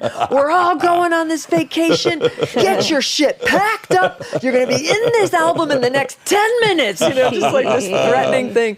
And I know Great. like Vladimir Nabokov said, all my characters are galley slaves. But yeah, there is, for me, there's a level of magic in it too, where there's something that happens sometimes that I know isn't me, that's coming to me through me, Yeah. that just feels like it can only be magic. So it doesn't happen all the time, but when it happens, it's pretty great. So you had two husbands. Yeah, and not at the same time. Well, I wish. Too bad. I know. But you had two marriages, and then you had a friend Rhea Elias, who was, were you guys best friends? beyond. She was my Soulmate. my human. Okay. Yeah, She got diagnosed with terminal something. pancreatic and liver cancer. Okay. Yeah. And from the moment she was diagnosed, something shifted.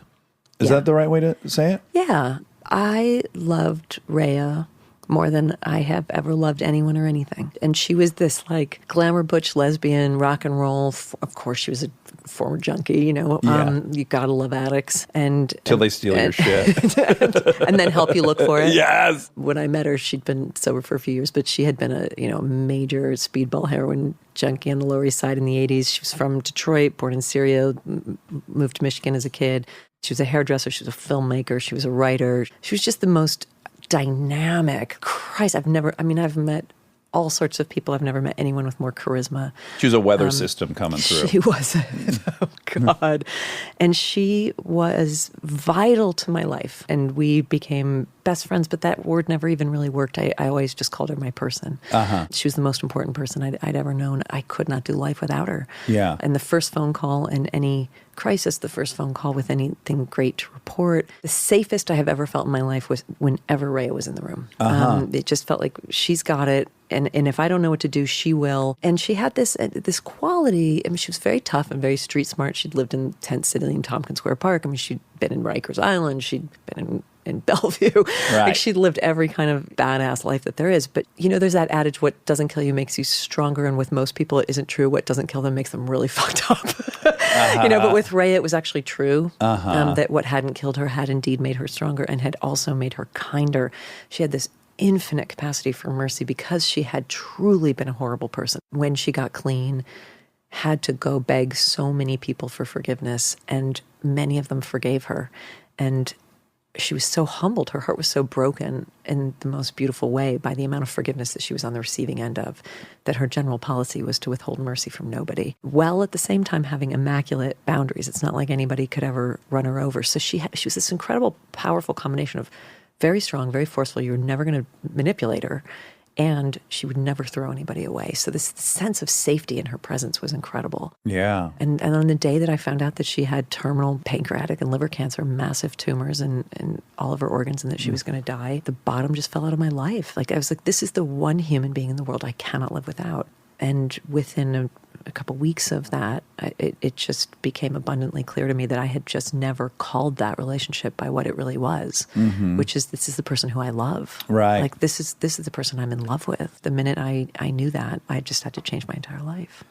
Well, so we had this great moment in here. Rob McElhenney, Yeah. he was one of my favorite human beings ever. His mom left his dad for a woman. And he goes, well, let me just be really clear. My mom will tell you, she's not gay. Mary's gay as hell. Right. her partner, but she just fell in love with Mary. She doesn't just like all women. She fell in love with Mary. Yeah, Rhea was gay and I was in love with Rhea. Yeah, and it's so unique and interesting. I'm proud of you for being open enough. It didn't cross my mind. That was never the issue. You know what I mean? Like there was so many bigger fish to fry during that time than what people's sexual identity is. Right. You know, I was just desperately in love with her. But again, I'm saying it's aspirational that, like, I am in such a solidified compartment in my own head. I love many of my friends. I'm very touchy with my friends. Yeah. I don't know that I would be open to that I was in love with one of my male friends. You know? But you haven't been, probably. Yeah, like you love them, you love them, but you probably haven't been in love with one. But I do question whether I have a governor on my throttle that has just, like Aaron Weekly. I think about Aaron Weekly all day long. I have since I was 12 years old. I love him so much. I have a connection to him on a cellular level. And we used to snuggle when we were kids. We never did anything sexual. But I loved him in a way that is just very unique. And I do wonder if I had different parameters in my brain, if I'd be like, no, like Aaron and I should live together for life and adopt kids. I just wonder. Well, there's also just this feeling that I had. I mean, I saw a vision, and it was just dreadful. I mean, everything that I was seeing was dreadful. Seeing a Rhea-less world was dreadful. It felt like it would be in a post-apocalyptic landscape. It would just be like, how on earth am I supposed to live in this world without this person? Yeah. But what I saw was, you know, I knew I would be her caregiver. I mean, I knew I was going to be the person to take care of her. I knew I was going to drop everything I already had. The second that phone call came, it was like, nothing else in the world matters to me except taking care of Right, it. we're doing this. What I saw was a vision of her moment of death. And I knew I would be there for that, and I was. And I saw that, like a premonition of it. And I saw me holding her hand and her dying and her leaving this world, never having known what she was to me, never having known that she was the love of my life. And me letting her go without her ever knowing that. It just felt like my soul was appalled by that vision. Yeah, that would be a tragedy. It was appalling. It was appalling. Yeah. And so it could not. I really like that. It could not be allowed to happen. Yeah. You know, it just couldn't be allowed to happen. And that's a really the beautiful moment way to look that at I it. saw that, then it was just, now everything must change, and did instantly. And that didn't happen. She died, and I was holding her hand, and she knew exactly how loved she was. Yeah. She knew exactly what she was to me, and to many other people too, by the way, who were there with her. Everyone's desire in a dream scenario is to be looking at the people they love the most. And certainly when I think about if I get to stare at my daughters when that happens, I feel like I will be so happy and grateful. Yeah. You know, like that could make that experience to me, which is unimaginable, so fulfilling, and something I could die with complete gratitude. Yeah. What you might not know is that it might be even more important for them to be looking at you when you die than for you to be looking at them. Because you might not be conscious, but like there's something about the need to be with the beloved at that moment is very primal. And the promise that I had made to Rhea and her ex-wife and her ex-girlfriend, we were all there, was... It's like Mitterrand's funeral. We will, yeah, exactly. Nice. Very nice. She was such a Mac daddy. Of course, she was like surrounded by hot blondes when she died. But, you know, the promise that was made was, you know, we will walk with you right to the edge of the river. And we had to, for our own hearts. It was as much for us as it was for her. It was essential that we do that. So the post-apocalyptic landscape that I had anticipated would be a Rhea-less world has not actually come to fruition. And I think it's because I shifted the story so dramatically that I got to love her, and that she got to know that love, and that I'm really proud of us. Like, I'm so proud of us that we did that. My wife and I will have these horrific conversations. I don't know why humans do this to themselves, but we'll talk about if something happened to our kids or whatever, you know. And my take on it, which I doubt I would be able to employ, I would refuse to disrespect what a beautiful experience this had been by measuring it all by the end. Like right now, my kids, if the bomb comes tomorrow, what a fucking success. Just the best 6 years of my life and 4 years respectively. And I would refuse to measure it by that last moment. You know, I would force myself to see it as a success story, as a happy story, That's a very nourishing way to see it. but I'm sure nearly impossible, but I just feel like that would be the most respectful way to them to go like, wow, what a fucking gift. I met you. I shared my life with you, and I was. We got to your to do point, this. Yes. And to your point, I didn't hold a thing back. Yeah. You knew how I felt about you the whole ride. Yeah. That's a big win. Yeah, it is. It Yeah. is. I would not have missed a minute of it, and it was horrific. And even in the worst of the horror of it, there was nowhere else in the world I could have been. It wasn't. It's like my.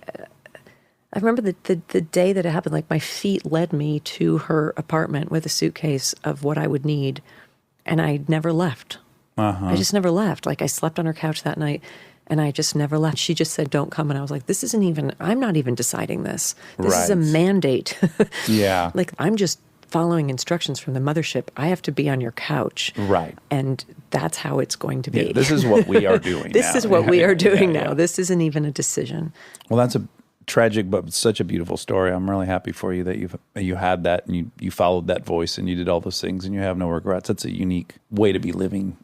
Yeah. Okay, tell me about your new book. So, to totally shift gears Let's and fucking tone, flip it 180. this exact book. Did you write it after she died or while she was I dying? wrote this or? book right after she died. So that's relevant. It is. Yeah. And I wrote it as an antidote to grief. It's called City of Girls. It's a novel about New York City showgirls in the 1940s in the theater world. It's a book about promiscuous girls behaving with total reckless sexual abandon. It's like a fake memoir, so it's written from the voice of a woman in her 90s as she's remembering the 40s and the shit that she got into with these girls who she fell into when she was 19. She's a nice girl from a nice family who gets kicked out of Vassar because she's bored and doesn't study, and her parents don't know what to do with her, so they send her to New York City to live with her Aunt Peg, who runs a theater company in Midtown. And she instantly falls in with this group of New York City showgirls and becomes part of them and tries to be as bad and reckless as they are, gets into all kinds of trouble. I mean, one of the reasons that I wanted to write it, I've always been fascinated with New York City in the 1940s. I think that's a like impossibly glamorous era, and I wanted to write about the theater world, and I wanted to write show business, and from that period. I love the language, I love the clothes, I love everything about that time, New York during the war. But I also have always wanted to write a novel about girls who are really reckless and promiscuous and their lives are not destroyed by it, because that is a very difficult story to find in the annals of literature. Yeah. Because normally the wages of sin for females is usually death or exile from the community or ruination, or if you manage to survive your promiscuity, then like you had better than settle down, get married, become a really good girl. There's like maybe a season of your life where you're allowed to be sexual, and then you got to pack it up and put it away. And I just wanted, my character is sexual for her entire life, and I want to write about that. And I wanted to write about surviving the consequences of your shitty decisions, because there are consequences in this novel to her reckless decisions that she experiences, and they are weighty, and she survives them because we do. Right. You know, there's this idea that girls can't survive themselves somehow, but we actually can. Yeah. So that's the story I wanted to tell. I got to talk to like a lot of old showgirls and dancers who were telling me about when they were like that and how they got around it, and the sex that they had and the sex that they wanted and the sex that they regretted and the sex that they regretted not having. And, you know, like those kind of conversations with women in their 90s was pretty awesome. Yeah. I mean, a lot of it is just misogyny and double standards, obviously. In this novel, the men behave just as badly as the women. The women are more severely punished, as always. Yeah. Bill Clinton gets a presidential library. Monica Lewinsky becomes a punchline, right? Like it's like we all know that this is kind of how it goes. But it's also really you know about the Bechdel test, the Alison Bechdel test.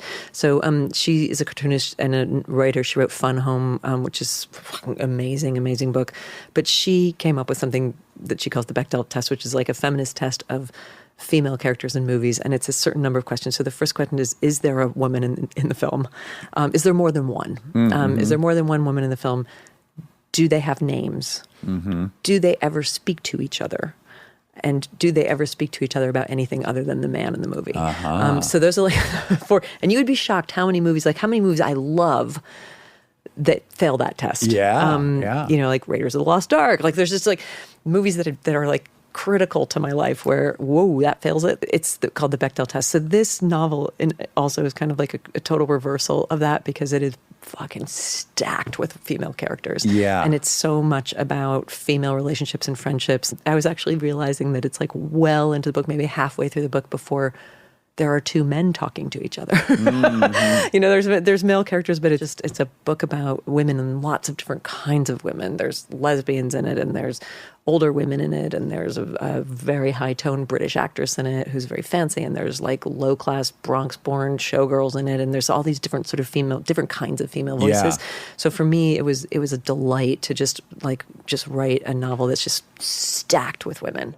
I mean, the most fun scene I've ever written is in this book, and it's the scene where she loses her virginity, and the showgirls, they find out that she's a virgin, and they're like, what? You know, and they're like, we got this, who are we going to get to fix this? You know, and like they kind of put their heads together and like they set it up for her in a very loving way for her. Like it's got to be exactly the right person. It can't be somebody that you like, but it can't be somebody grotesque. It's got to be somebody who's going to use precautions. Like there's all this discussion among them about, you know, who they're going to enlist. And it's this very medical kind of clinical de-virgining. And I had such delight writing this scene because I feel like most scenes that I've read of women losing their virginity are either very traumatic or very, to my mind, unbelievably romantic. Yes. You know, where it's either just absolute trauma or it's impossibly pleasurable, which is not my or most women's experience with the first time that you would know what you were doing. So I thought like, I want to write this where like it's orchestrated by women for a woman, and it's completely clinical, and it's neither romantic nor traumatic. And actually is sort of comic. So that was really fun to write. Well, Elizabeth, it's been so fun talking to you. Nice talking to you. This is exactly all I ever want to do. Okay, great. So I could not be happier. Okay, great. Well, your book does sound awesome, and I really, to put just a little side note in it, I talk about this with Monica all the time. She's so sick of me talking about it, is I always feel like there is a faction in America always trying to hijack whatever movement's happening back to a puritanical, shame-based sex thing. I think there's so many people with that objective. And so I'm very into a book that is pro. Yeah, you know, I started writing this before the Me Too movement, and I didn't change a word of it during the Me Too movement, and I love the Me Too movement, and I'm grateful for it. And it's not a but it's an and. And I always just want to remind everybody that as important and vital as female consent is, it's not the only and final word of female sexuality is not just about consent, because I feel like that's a little passive. Consent is vital, but what it implies is that women are just waiting around, and then a man will come to them and say, can I take this from you or not? And they'll say yes or no. And that is not the entire dialogue of sex between men and women. And there is also such a thing as female desire, and it is magnificent and beautiful. And when you see a woman who looks across a room and is more predator than prey and says, I want that, it is something to behold. You know, and this is a book that is sort of celebrating female desire, which I couldn't applaud more. And that is not to take anything away from the current movement, but just say, let's not forget about female desire. No, thank you. Because yes, the old paradigm is fucking broken. No question about it. Guys must change. The whole system must change. With that said, we have had a long tradition of males pursue females. Females have the brake pedal. Males have the gas pedal.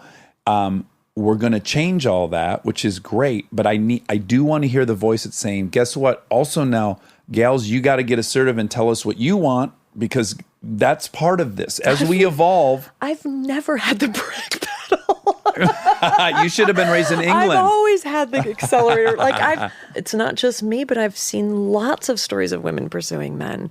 I've been pursuing men a lot in my life. I'm saying the conventional, a guy asks a woman to prom. Story, so guess what? Time for girls to ask guys to prom. That's what I'm talking about. That's part of the evolution that has to happen as all this that becomes much more even-handed. Let's teach girls, you like a dude, ask him to coffee. You like a dude, ask him to the dance. Boys, listen to fucking women, ask women questions. You know, both sides really need to evolve. Dax, you're going to like this book. Okay. Okay, wonderful. Well, you're a delight. So are you. I really hope we'll do it again when you write another book. All the best. Thanks. Bye. And now my favorite part of the show, the fact check with my soulmate, Monica Padman. She's got facts, and it seems to me reminds me of factual memories where everything was as fact-checked as the bright truth sky. Now and then when I see her face, she fact-checks me away to that special place. And if I falsify too long, I'll probably break down and cry. Oh, wow, wow, sweet fact-checker of mine. Whoa. Ooh, that was a long... Wow, wow, wow. Sweet love of mine. That's great. I didn't write it. Someone wrote it for me. Oh. I almost ate too much food to sing that song. I felt some of the food making its way north in my GI. I'm glad you sang it. You're glad I sang it? Yeah. Oh, good. What was that? I don't know. I couldn't comprehend what you said. Oh, no. This is a nightmare. No, you know what I was just about to say? Opposite of a nightmare for me. Dream come true. We didn't get to do 2 fact checks, and I hated it. We're back. 3. 3. That's right. I real-time fact-checked you. We've missed 3. I missed everybody. I missed everyone. And I'm glad to be back. Me too. But you had a great trip, right? There was a combo. Yes. Well, and I said in the intro, I was at home in Michigan for a medical issue for a friend. Yeah. My best friend. I know. Do you want to talk about it? Yes, my best friend Aaron Weekly got sick, and I went home. But I know loves Aaron Weekly. Oh, he's alive. He's very much alive. Yeah. He's okay. He's with us. He's with us still. He'll be in Detroit. Yay. Yeah. So, guys, come to Detroit because best friend Aaron Weekly will be there. Yes. Yeah, that's a reason to come. And you bet your ass I'm going to make him cross that stage or something. Yeah. Yeah. Can I tell you how much fucking fun we had in a hospital room? This is a testament to your best friend, your childhood best friend. Mm-hmm.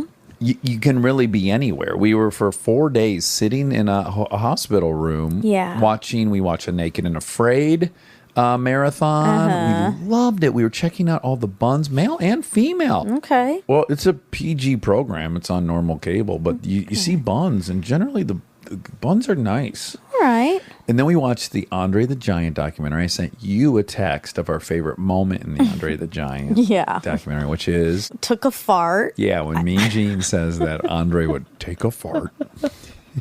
Mean Gene is not Gene Cordell. People should know that. Different Mean Gene, yeah. Also, you got to hang out with Gene Cordell recently. I did. Oh, I was so jealous because I love him so much. You're so in love with him. You think he's so much funnier than me, and I've always been really jealous and threatened by him, and it's not too big of a word to use, nemesis. He's my nemesis. Yeah, he is. And there we found ourselves at a improv show at the Ace Hotel to raise money for some Detroit cause. Mm-hmm. And I fell in love with him like you did. Yeah, it's easy to do. And for our listeners who don't know the backstory, it's Eugene Cordero, not Gene Cordell. That's the name Dax gave him to dismiss him. Yeah. Because I was threatened by his comedy chops. Yeah. I was delighted to find out that Mean Gene was from Michigan. Yeah. Mean Gene Cordell in this case, not Mean Gene from the documentary. That's right. Yeah. I don't know where Gene, the WWF announcer, was from. No. He doesn't feel like a Detroiter to me. No, but he talked about Andre the Giant, and he said that he took a when fart. When Andre would take a fart, he could clear a whole room.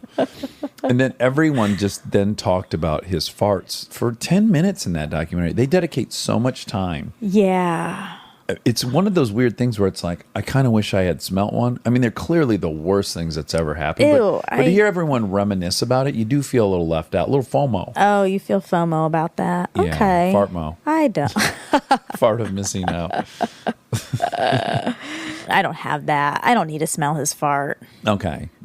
Let's talk about your trip, though. So then I got home, and then you immediately hit the road. I did. I went on a trip with my old best friends. All your Georgia pals. Yeah, my best friends and their families. It was a whole big group of us in a house, and it was so lovely. Yeah. It's special to have people who just Stay on know your- you that well. They know you more than anyone. Yeah. Yeah. And then you were posting things, and I was getting jealous. You were. Well, remember, I responded to your story saying I really regret not hanging out with the smart kids Yeah. because they were all making this like really high quality breakfast. high end. It was called French. It was Friends Breakfast, and everything began with an FR. So French toast, fruit, fried bacon. Fried bacon You was a call it. stretch, but we needed bacon there. So French toast casserole, a frittata.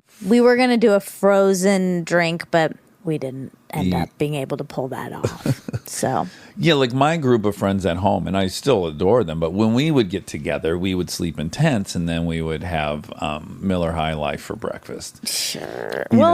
Okay, but we're older now, so maybe back then we probably weren't. No, we still did good, cool stuff in college. I lived with two girls, and we would every Wednesday make dinner for each other. Oh, that's lovely. And these dinners got extravagant. The bar kept like rising and rising and rising. One time, Callie made fortune cookies from scratch. from scratch. Problem was she wrote fortunes in them, so cute. But the pen burnt. it bled into the cookie, Into the product. so we couldn't really eat it. Oh, I would have eaten a little ink. I mean, I ate a little bit of the edge to please her, but Right. it was a debacle. What did the fortunes say?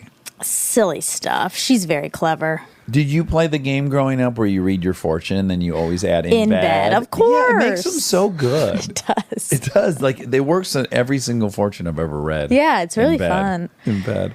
Anyway, oh God, Try that. Oh, God, in bed. That doesn't that work. doesn't work really. Also, let's update everyone that we just had a really great trip. Wobby Wob, Mama, and Dan and Dan. We went to San Francisco, and we went Seattle, and- Washington. Yeah, it was really fun. So fun, great weekend, lots of laughs, Yeah. lots of tears. A lot of too many flights, but other than that, really a great time. When we finally can teleport places, I'm going to be so I grateful. can't wait. I just cannot wait. Well, listen, can I say one thing about be careful what you wish for? Okay. We're saying we'd like to teleport, Yeah. but I think it's kind of like cell phones. Like, we wanted all the convenience, and then you're a slave to it. So here's what would really happen with our that's live true. shows. We'd be sitting fucking here until 5 p.m. in LA, Oh, that's true. and we would just teleport to the theater. We wouldn't get to have fun in the city. No, there'd be no adventure anymore because there'd be no Yeah. like checking. Ooh, what's the hotel going to be like? Oh, what kind of food they? You gonna would have? hotels would go out of business. Every industry would collapse if teleporting. Manhattan. Why is it so expensive to live there? Well, because that's where the jobs are that pay millions of dollars a year. So, And it's if you just could the live best in the city. middle of Jackson Hole, Wyoming, and then work in Manhattan, everyone would do it. There would be no property value of anywhere because everyone could live anywhere on a lake in a scenic Yeah. pastoral setting, then work in a city, and then go home at night and be on a farm. Everyone Yeah. would do it. I don't even know if it's like working so much as like I want to live in New York so I can like have Emily's Burger every night. But You again, could have it. You, could wouldn't just- need to live let's there. go to dinner. Where are we going? Yeah. Emily Burger. Now imagine the fucking Sounds line great again. at Emily's Burger Okay. if everyone in the Everyone was world there. can go there for dinner. Yeah. How would reservations happen? Also, so real estate values will collapse Mm-hmm. because no one's going to live in Manhattan and choose to pay $16 million for an apartment when they can just live wherever the hell they want and still True. work in Manhattan or walk around in Manhattan when they want to.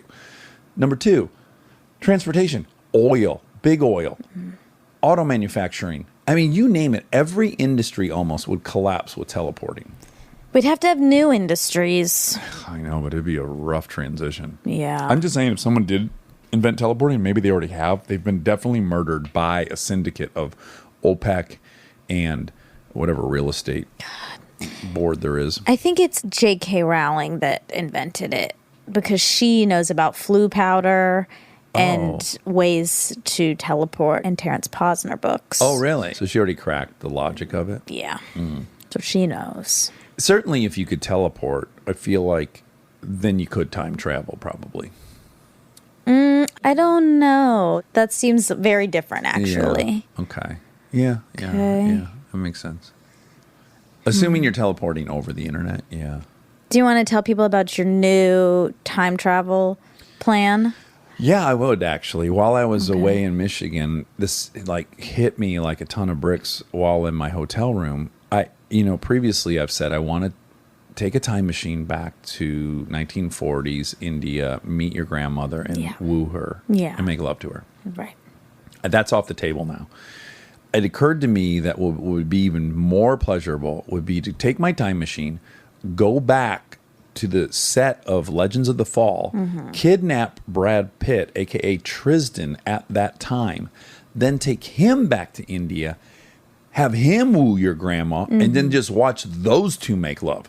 Because could you even imagine the power of the world's two most beautiful humans to ever live on planet Earth engaged in sexual congress? Let's hope she becomes pregnant, because I can only imagine what the offspring of Brad Pitt and your grandma would look like. Ooh, child, it would be there would be posters everywhere like Chairman Mao all over the world just celebrating the beauty of this child they created. That's not the way it works. Always. No, sex leads to babies. What do you mean? No, not always. No, Thank God. Beautiful people don't always make beautiful children. In this case, I'm pretty certain they would. Okay, that seems... But you're right. It doesn't always happen. And if you did that, you'd change the course of history, because then my mom wouldn't be born, I wouldn't be born. So you'd rather have that happen than have met me. No, all this would mean is that your mom would be the most beautiful human being to ever live. Well, she already is. Okay, the second most beautiful. Oh, boy. Anyway, no, that's not what it would mean. My mom isn't made of Brad Pitt. Yeah. I would be different. Yes. We'd all be very different. So Okay, well. you'd ruin the course of all of our lives in doing this. Yeah, now, but if potentially you went back, your original plan, it wouldn't. Why wouldn't it alter anything? Because you guys wouldn't get pregnant. Right, because I'm sterile. You'd be sterile. Well, I am sterile. Oh, yeah, you'd be going back now. Yeah, you'd be sterile. Yeah, I have a vasectomy. I'd have to go get younger Dax Shepard. Yeah. I don't know why I just said my full name. That sounded very weird. Younger Dax Shepard. By the way, if I showed up to younger Dax Randall Shepard and just said, hey, I got a time machine. I need you to hook up with this chick in 1940 India, I wouldn't even have to finish the sentence. I'd be in that time machine. Like, do you think you would need some convincing if you went back to younger Monica and tried to get her to get into your time machine to go run an errand? Would there be any? Yes, of course. There would? Of course. A stranger. Well, you recognize yourself. For sure, Monica. I don't know Don't if even I look up in would. the air and What? think about I'm it. allowed to think about it. Okay. You don't look much different than you did when you were... I saw a picture of you the other day when you were 11. You look very similar still. That's true. The old soul eyes for some reason. Yeah, because I already had like wrinkles on my face. No, that's not what you were saying. You said you had dark circles did. under your eyes. I had dark circles. No, but I would be very skeptical because I don't know how I turned out. I could be misanthrope and trying to get my younger, like, rule-behaving self to break some rules. So I need more info, yes. We're so different. If I saw older me step out of a time machine, first thoughts would be, that's me. Second thought would be, oh my God, I have my hair still. Thank goodness. Because my dad was bald. I was very much thinking. You were thinking that your whole life? Absolutely. Absolutely. Never, no. Then I would be like, oh, wow. I'm stronger when I'm older than I am now. I'm in better shape. That's great news. Because I'm loosey-goosey. Like, if I go back to 24 when I was pounding beers and never exercised, you know, I was jiggly a little bit. And I would have been like, oh, wow. Good on us. Okay. You ended up with biceps. So I would trust that person because that person getting out of the time machine would clearly be much more together than 24-year-old me. I'd listen to whatever future me said. So your first reaction is like aesthetics. Absolutely. It's all Yeah. I care about, Monica. No, it's not. It's not For really. myself. Absolutely. You would not know. No, you would. No. If an old version of you appeared, you would not be like, oh, I still have my hair. You'd be like, what is happening and how did you get here? Absolutely not. I'd be like, boom, Yes, it's we not- got hair. Now tell me what. No. I would. No, you All wouldn't. right, let's take it to current day. Let's pretend there's a knock at the door right Yeah. now. Come in. Opens up. I step in at 68 and I Yeah. look better than I look right now. Well, okay. My first thought is, oh, you're right. Yeah. I thought it was all downhill from here. It's uphill from here. What a great I can't thing to believe that is see. your first reaction. Absolutely. And then I'm like, how'd you get here? Wow. You don't think you would first evaluate your physical appearance? No. Oh my God, we're so different. No, I don't think you're evaluating this appropriately. If an actual you walked in here, you would not. First thing I would do is evaluate what I looked like. For sure. I would definitely feel. You wouldn't immediately see how your fat natchies held up over time. Like, oh, wow, those are still up in the air. No. I'm glad we wore those bras at night. I don't wear bras at night. Oh. Don't some people? How dare you? I don't know. No, you shouldn't. If anyone's trying to, it's not good for you. Oh, it's not good for your what? Circulation in your. I don't know why, but it's not good. It seems torturous. Yeah. Yeah. I'm not promoting it at all. Okay, forget I said Unless anything. it's third love. I guess bras. here's They my. probably Do you want fine. your fatchies to stay buoyant? Of course. Okay, well at least I don't know these are though two because different questions. No, but you're saying you're painting a picture of yourself that I really started wondering if you even care if your fatchies are going to be up north. You've said so many things today that make me feel like you don't know me. I know you better than you know you. No, Yeah. This is my first reaction. Come in. Wait, who are you? I'm Monica. I'm 69-year-old Monica. Wait, what? Yeah. No, you're not. Yes, I am. Prove it. Okay. When you were 11 years old, you thought about a young man throwing up and diarrheaing, and you found yourself aroused. Okay, well, you just listened to a podcast, I think. I don't believe that you're really me. We're going to need to get a blood test, and I need some actual proof before I can go any further with this conversation. And I pray this is what she says. You know what? I never liked you. I'm leaving. I'm not going to argue with you that I'm me. Oh my God. She would not say that. If she was me, she would understand. Well, if she was you, she might not believe you were you. Even though she came back to see you. Hey. Or she would have brought a blood test or something. Maybe She might have come anticipating. prepared. She Yeah. probably would have come prepared. That's With her a nicer idea, Rob. Rob knows me so much better than you know me. Anyway. Anywho, Elizabeth it's nice to be back. Gilbert. It's really nice to be back. Why are you mad dogging me? 'Cause you're mean. Tell me the mean thing I said. You're mean when you time travel, and I don't like it, and we're not doing it anymore. I mean, because how about this? This is probably how it'd go. Come in. Hi, I'm older Monica. And then you'd say, What?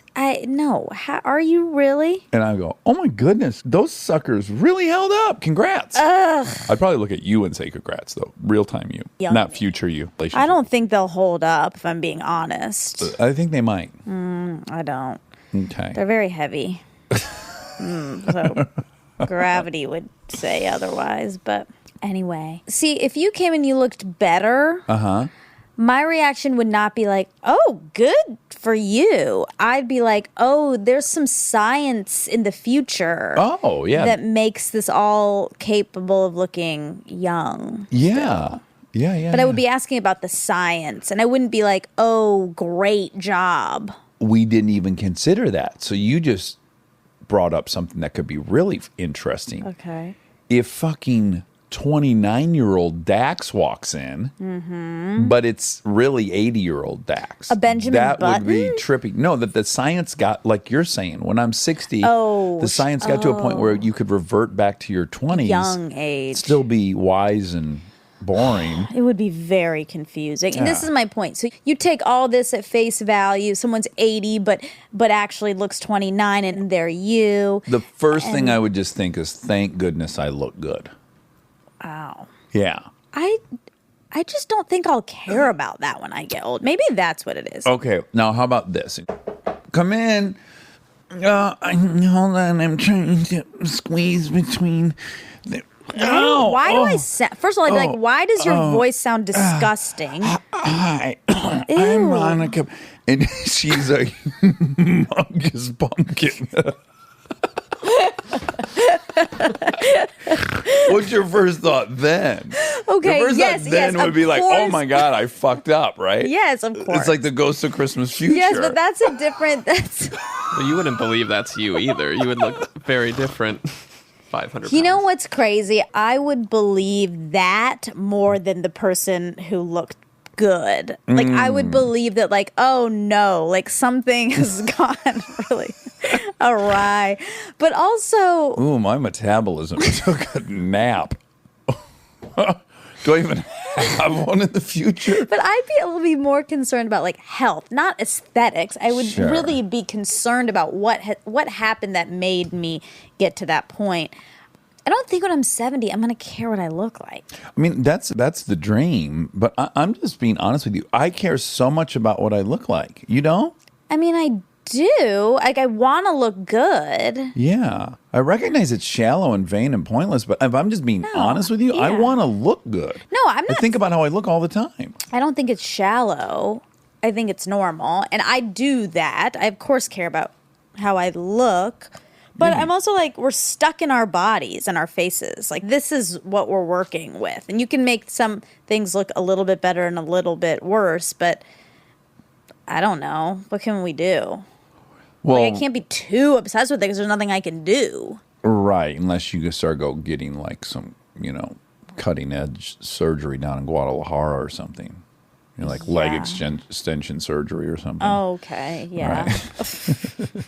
Well, what's interesting is we both agree, though, even though we care about how we look, and you and I both don't like certain things about our face, we have both decided that we'd rather look like this than potentially look fake, i.e., go get a nose job, and then all of a sudden, what people are more aware of is like, oh, your nose doesn't look real.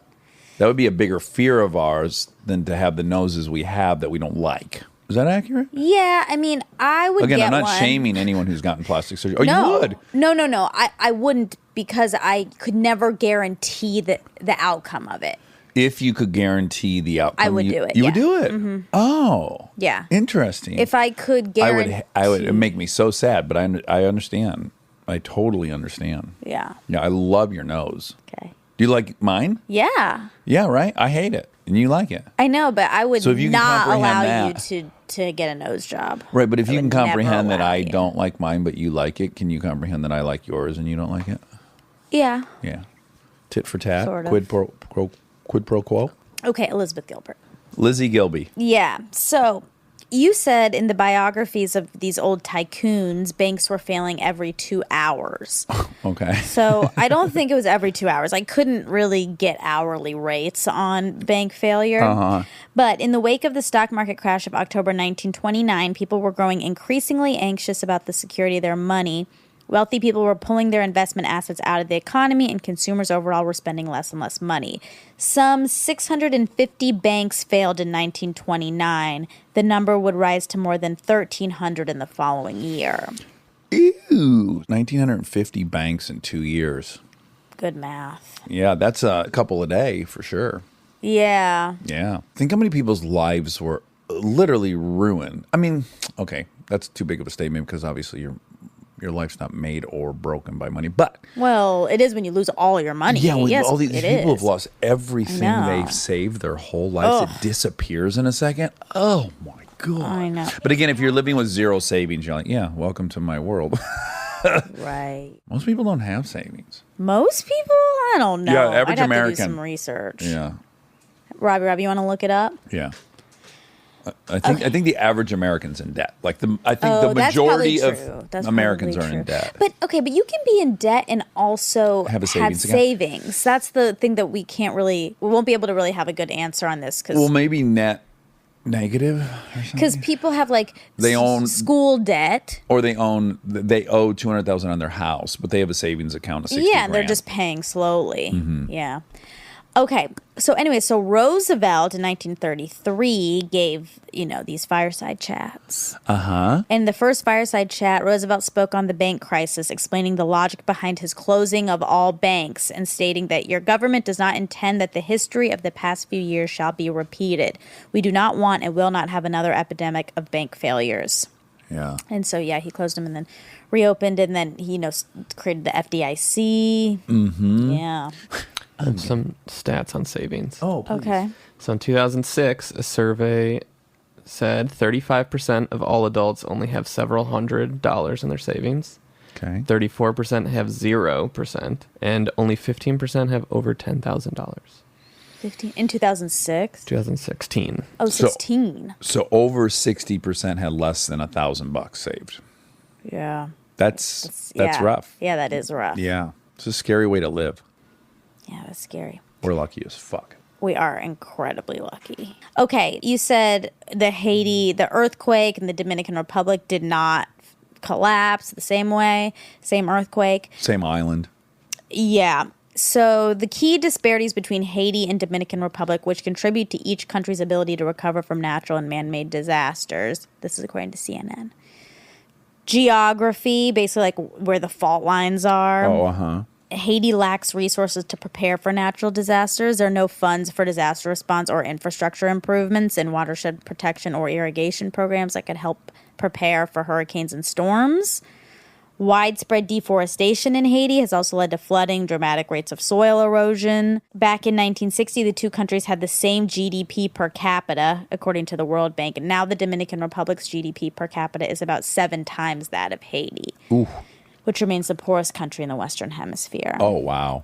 Isn't that crazy they share the same island? It is crazy. Is Waldorf parenting Scandinavian? You said you thought it was Scandinavian. It's German. Oh. Also known as Steiner education. Based on the educational philosophy of Rudolf Steiner, strives to develop people's intellectual, artistic, and practical skills in a holistic manner.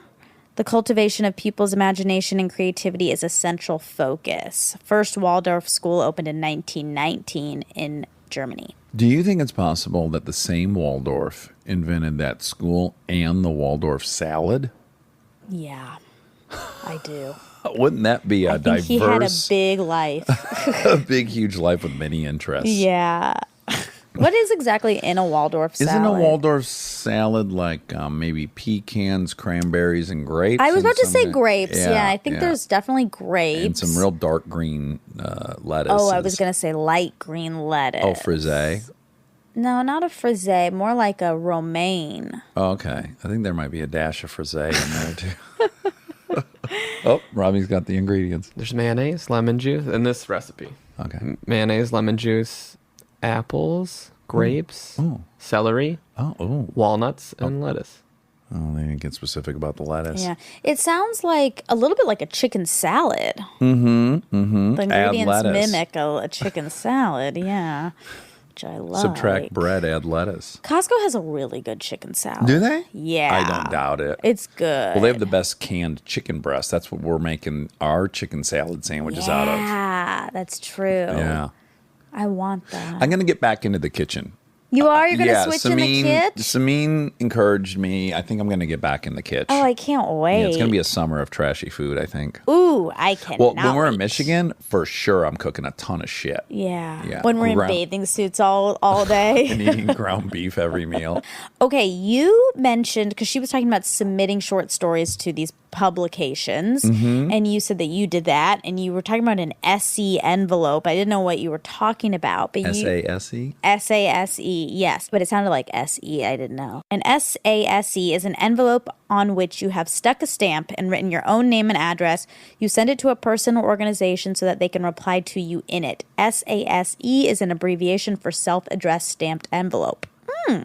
And you got to buy a lot of them. If you're submitting. Self-submitting, yeah. I know. Remember when like sending your resume out on paper was a thing? Yeah. And I had to do it. I had just bought, or I don't even think I bought, I think my mom got it for me for Christmas. It was a list of every publisher in America. It was a big, thick book, and you just fucking went through this thing Yep. one by one and addressed it. Oh my God. Printed up Yeah, your those short story and sent it off. Cover letters. I applaud Elizabeth. I had like, a 6-month Run of it. attempt at it, and I was like, I'm never going to get published. 7 years she did it.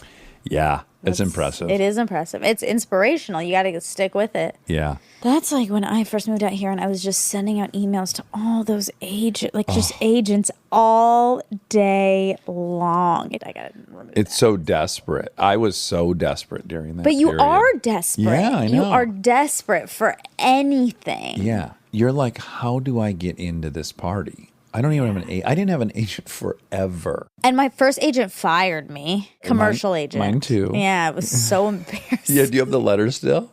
I kept mine. Oh, I don't know. I might. Barbara Cameron, Kirk Cameron's mother. Oh, she fired me. She did. Yeah, I have a long letter. It's in my memories box. I know. I probably kept mine too. I probably didn't keep mine. I was like, I got to throw this away and never This think didn't about it happen. ever again. It was so embarrassing. Have we talked about your trip to Florida on here? I don't And that think you're so. encouraged to play black. I don't know if we have. Yeah, Callie and I in high school, after our senior year, I think, of high school, or maybe it was going into our senior year during the summer, we took a trip to Ocala, Florida. Because you had an inn. We had an inn in the industry in Yeah. Ocala, Florida. Her grandpa's brother lived Great there. Uncle Mike. He had some connections. Yeah, he had some connections. Okay. He hooked us up with some meetings. This is so fucking cute. And then we went. The first meeting was at this like guy who basically made instructional like fishing videos, kind of. And it was very swampy, and I don't know if he had all his teeth, Okay. And we were grateful to talk to him. Of course. Yeah, we didn't learn About how to too angle much. a smallmouth bass. Yeah. But the big meeting was with this one lady who, God, I wish I knew her title. Actually, let me see if Callie knows. She like a talent scout or a... No, not even that big. Okay. No. Well, I think anyone can give themselves that title. So we met with her. Mm-hmm. She was very nice to us, and she was giving me tips. What was her age, just so I can paint a mental I would picture? say 60. Right, so probably 50, because you were 18 and you thought she was 60, so she was probably 50. Maybe. And she gave me some good advice moving into the industry that I could play a lot of different ethnicities. I could go out for black roles. Right, And right. I should do that. I should maximize my opportunity. For sure. And I also remember she said that we should go to all the parties, like make sure we went, but then we had to order soda water. So Callie thinks that she was part of the Florida Film Commission. Okay. The FFC. Who knows what that even means, to be honest. It's good to know that an employee of the state was telling you to play black. Yeah, she wanted me to play black and attend all these like kind of like rapey parties, but don't get drunk But there. keep your wits about you. Yeah, exactly.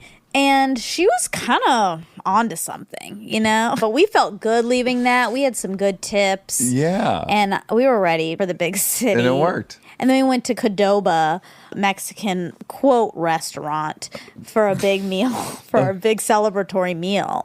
This is the cutest trip ever. I wish they had been making a documentary on young You know aspiring- what? It was a great reflection of what actually happens out here, which is you can never get in front of anybody real for a long time. Yeah.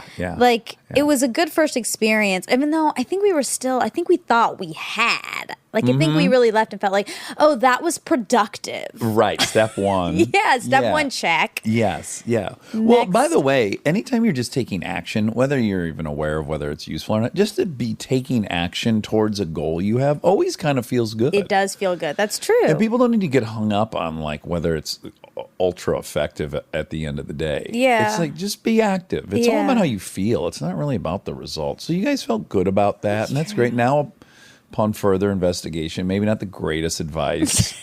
You do drink at parties and you don't play black, and you're doing great. and but everything's working out. yeah, almost you follow the opposite. Anywho, so self-help books, are they Ultimately, productive or yeah. not? Okay, there's a psychologist, Sven Brinkman, who says, no, we've become obsessed with looking inward and trying to achieve our ideals. It's actually made us less equipped to be a human on the outside, the type that's connected to other people.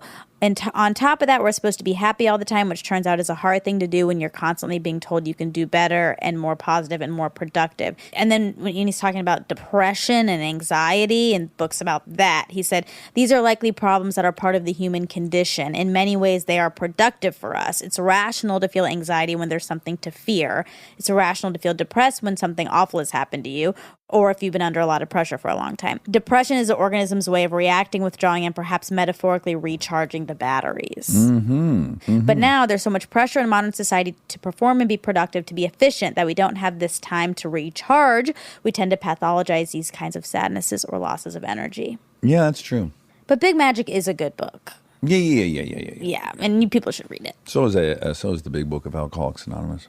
It's all relative, you know? But my favorite line in all of the Big Book is, we claim progress, not perfection. That's so key. Oh, you'll find this interesting. So I was looking for the Vanity Fair article about Germans. Oh, the German characteristic? Yeah, and I don't know. I don't think National I could character. find it, but I found another article in Vanity Fair also about Germans. Maybe it's the same one, but I couldn't find the stuff you were talking about. But so there's this anthropologist named Alan Dundes set out to describe the German character through the stories that ordinary Germans like to tell one another. Dundes specialized in folklore, and in German folklore, as he put it, one finds an inordinate number of texts concerned with anality. Anality? Is that how shitting? Yes. It is. Yes. Oh, okay. Shit, dirt, manure, ass. Now we're talking. Folk songs, folk tales, proverbs, riddles, folk speech all attest to the Germans' long-standing special interest in this area of human activity. Dundes caused a bit of a stir for an anthropologist by tracking the single low national character trait into the most important moments in German history. Well, already, I love. I know you love this I love conversation. poop. Yeah. Maybe and you're. mist. Are you German at all? I was so disappointed. I've been telling myself that I've been German until I 23 to me. No, I'm predominantly like Scottish, English. Yeah. That whole, Why did you want to be German so badly? I'll tell you. Tell me. Because I'm obsessed with Neanderthals. And Neanderthals primarily lived in the biggest numbers in Gaul and in Germany. And they intermingled. That's how they got absorbed by Homo sapiens sapien. They didn't go extinct. We fucked them until we all became one species. So, but the much higher genetic rate of Neanderthalism there in Germany and Eastern France. And so I just want to be Neanderthal. Okay. Yeah. That's why. And when I go to Germany, well, it's interesting. I was in Hamburg, and I was like, this is how you run a place. Like, the city is spotless. Everything runs on time. It is a Swiss timepiece, to mix metaphors. Yeah. And I was loving it. And it so happened that trip took us immediately over to Paris. And I got to Paris, and I was like, no, fuck order, fuck time, fuck cleanliness. This place is colorful, vibrant. There's rhythm. Yeah. And then I got really split. But I think my nature's drawn to order, control, cleanliness. But when I have fought that, my greatest moments in life are always when I'm being much more Parisian and colorful. And that makes sense. Yeah. Okay, so the fiercely scatological Martin Luther, I guess he said, I'm like ripe shit and the world is a gigantic asshole, Luther went. Sometimes I kind of wonder if this whole thing is like a parody. But I believe it. I don't know. Is it in The Onion? No, it's in Vanity Fair. Okay, Mozart's letters revealed a mind, as Dundes put it, whose, quote, indulgence in fecal imagery may be virtually unmatched. One of Hitler's favorite words was shithead. He apparently used it to describe not only other people but himself as well. After the war, Hitler's doctors told U.S. intelligence officers that their patient had devoted surprising energy to examining his own feces, and there was pretty strong evidence that one of his favorite things to do with women was to have them poop on him. Ooh, Hitler had a kink. Yeah. Perhaps Hitler was so persuasive to Germans, Dundee suggested, because he had shared their quintessential trait, a public abhorrence of filth that masked a private obsession. Yeah. The combination of clean and dirty, clean exterior, dirty interior, or clean form and dirty content is very much a part of the German national character, he wrote. Interesting, right? That's definitely the same article, yeah. Yeah. Huh. I hope we didn't offend any Germans that are listening in Stuttgart or something, because I have a great affinity for Germany. I don't think it's offensive. Well, if someone let's assume for 1 second that maybe the vast majority of Germans aren't obsessed with feel shit, that. and then we're saying this, and they're like, "What this? No, we're not into a clean exterior and a filthy interior." We're just saying what the anthropologist I'm just said. saying what the Vanity Fair said. Yeah. When did Hank Williams Sr. die? He was 29. The Bechdel test is a measure of the representation of women in fiction. It asks whether a work features at least two women who talk to each other about something other than a man. That the requirement that the two women must be named is sometimes added. About half of all films meet this criteria. Passing or failing a test is not necessarily indicative of how well women are represented in any specific work. Rather, the test is used as an indicator for the active presence of women in the entire field of film and other fiction, and to call attention to gender inequality in fiction. I think there's layers to that problem. I thought you might. Yeah, I think there are. I think the field's been dominated by male writers. And I think people write what they know, and they're much more privy to what men are saying than what women are saying. But they're writing women's stuff. They're just not. Well, they have to write the women's characters because there's going to be women in the movie. Yeah. And so, look, I think there's undoubtedly like a misogyny to all of it, or just a lack of many things. But also, women tend to write female conversations when they write, and males tend to write male conversations when they write. Like, I don't think one gender's better or worse at it. I think it's just the limits of empathy and the limits of your own personal But it's story. hard to be a woman, getting better, working in that industry, though. Yeah. So that's the point, is like no one's being represented in front of and behind. Yeah, absolutely. The problem is there's just not as many female creators and directors and all that stuff. That are working. I don't think that they aren't trying to be. Oh, yeah, I have no position on how many are trying or not trying. I'm only saying that they're underrepresented Right. as writers, employed writers. Yes, Less yes, and yes, less yes. now. There's a Yeah, lot it's of- getting better. Yeah. It's slowly getting better. But certainly over the history of film, it's very male-dominated. Mm-hmm. But I'm just saying, I'm not willing to go so far as to say that those men who wrote hated women or I don't were think trying. anyone's They saying just that. like they write the same way women write about women, men write about men. Yeah. Was that everything? You shut your That's computer. Everything. Okay, That's great. all. Well, so happy to be back. Happy to be Yeah. back. This is the icing on the cake. Yeah, sure is. Sure is. Sure is. I love you. Love you.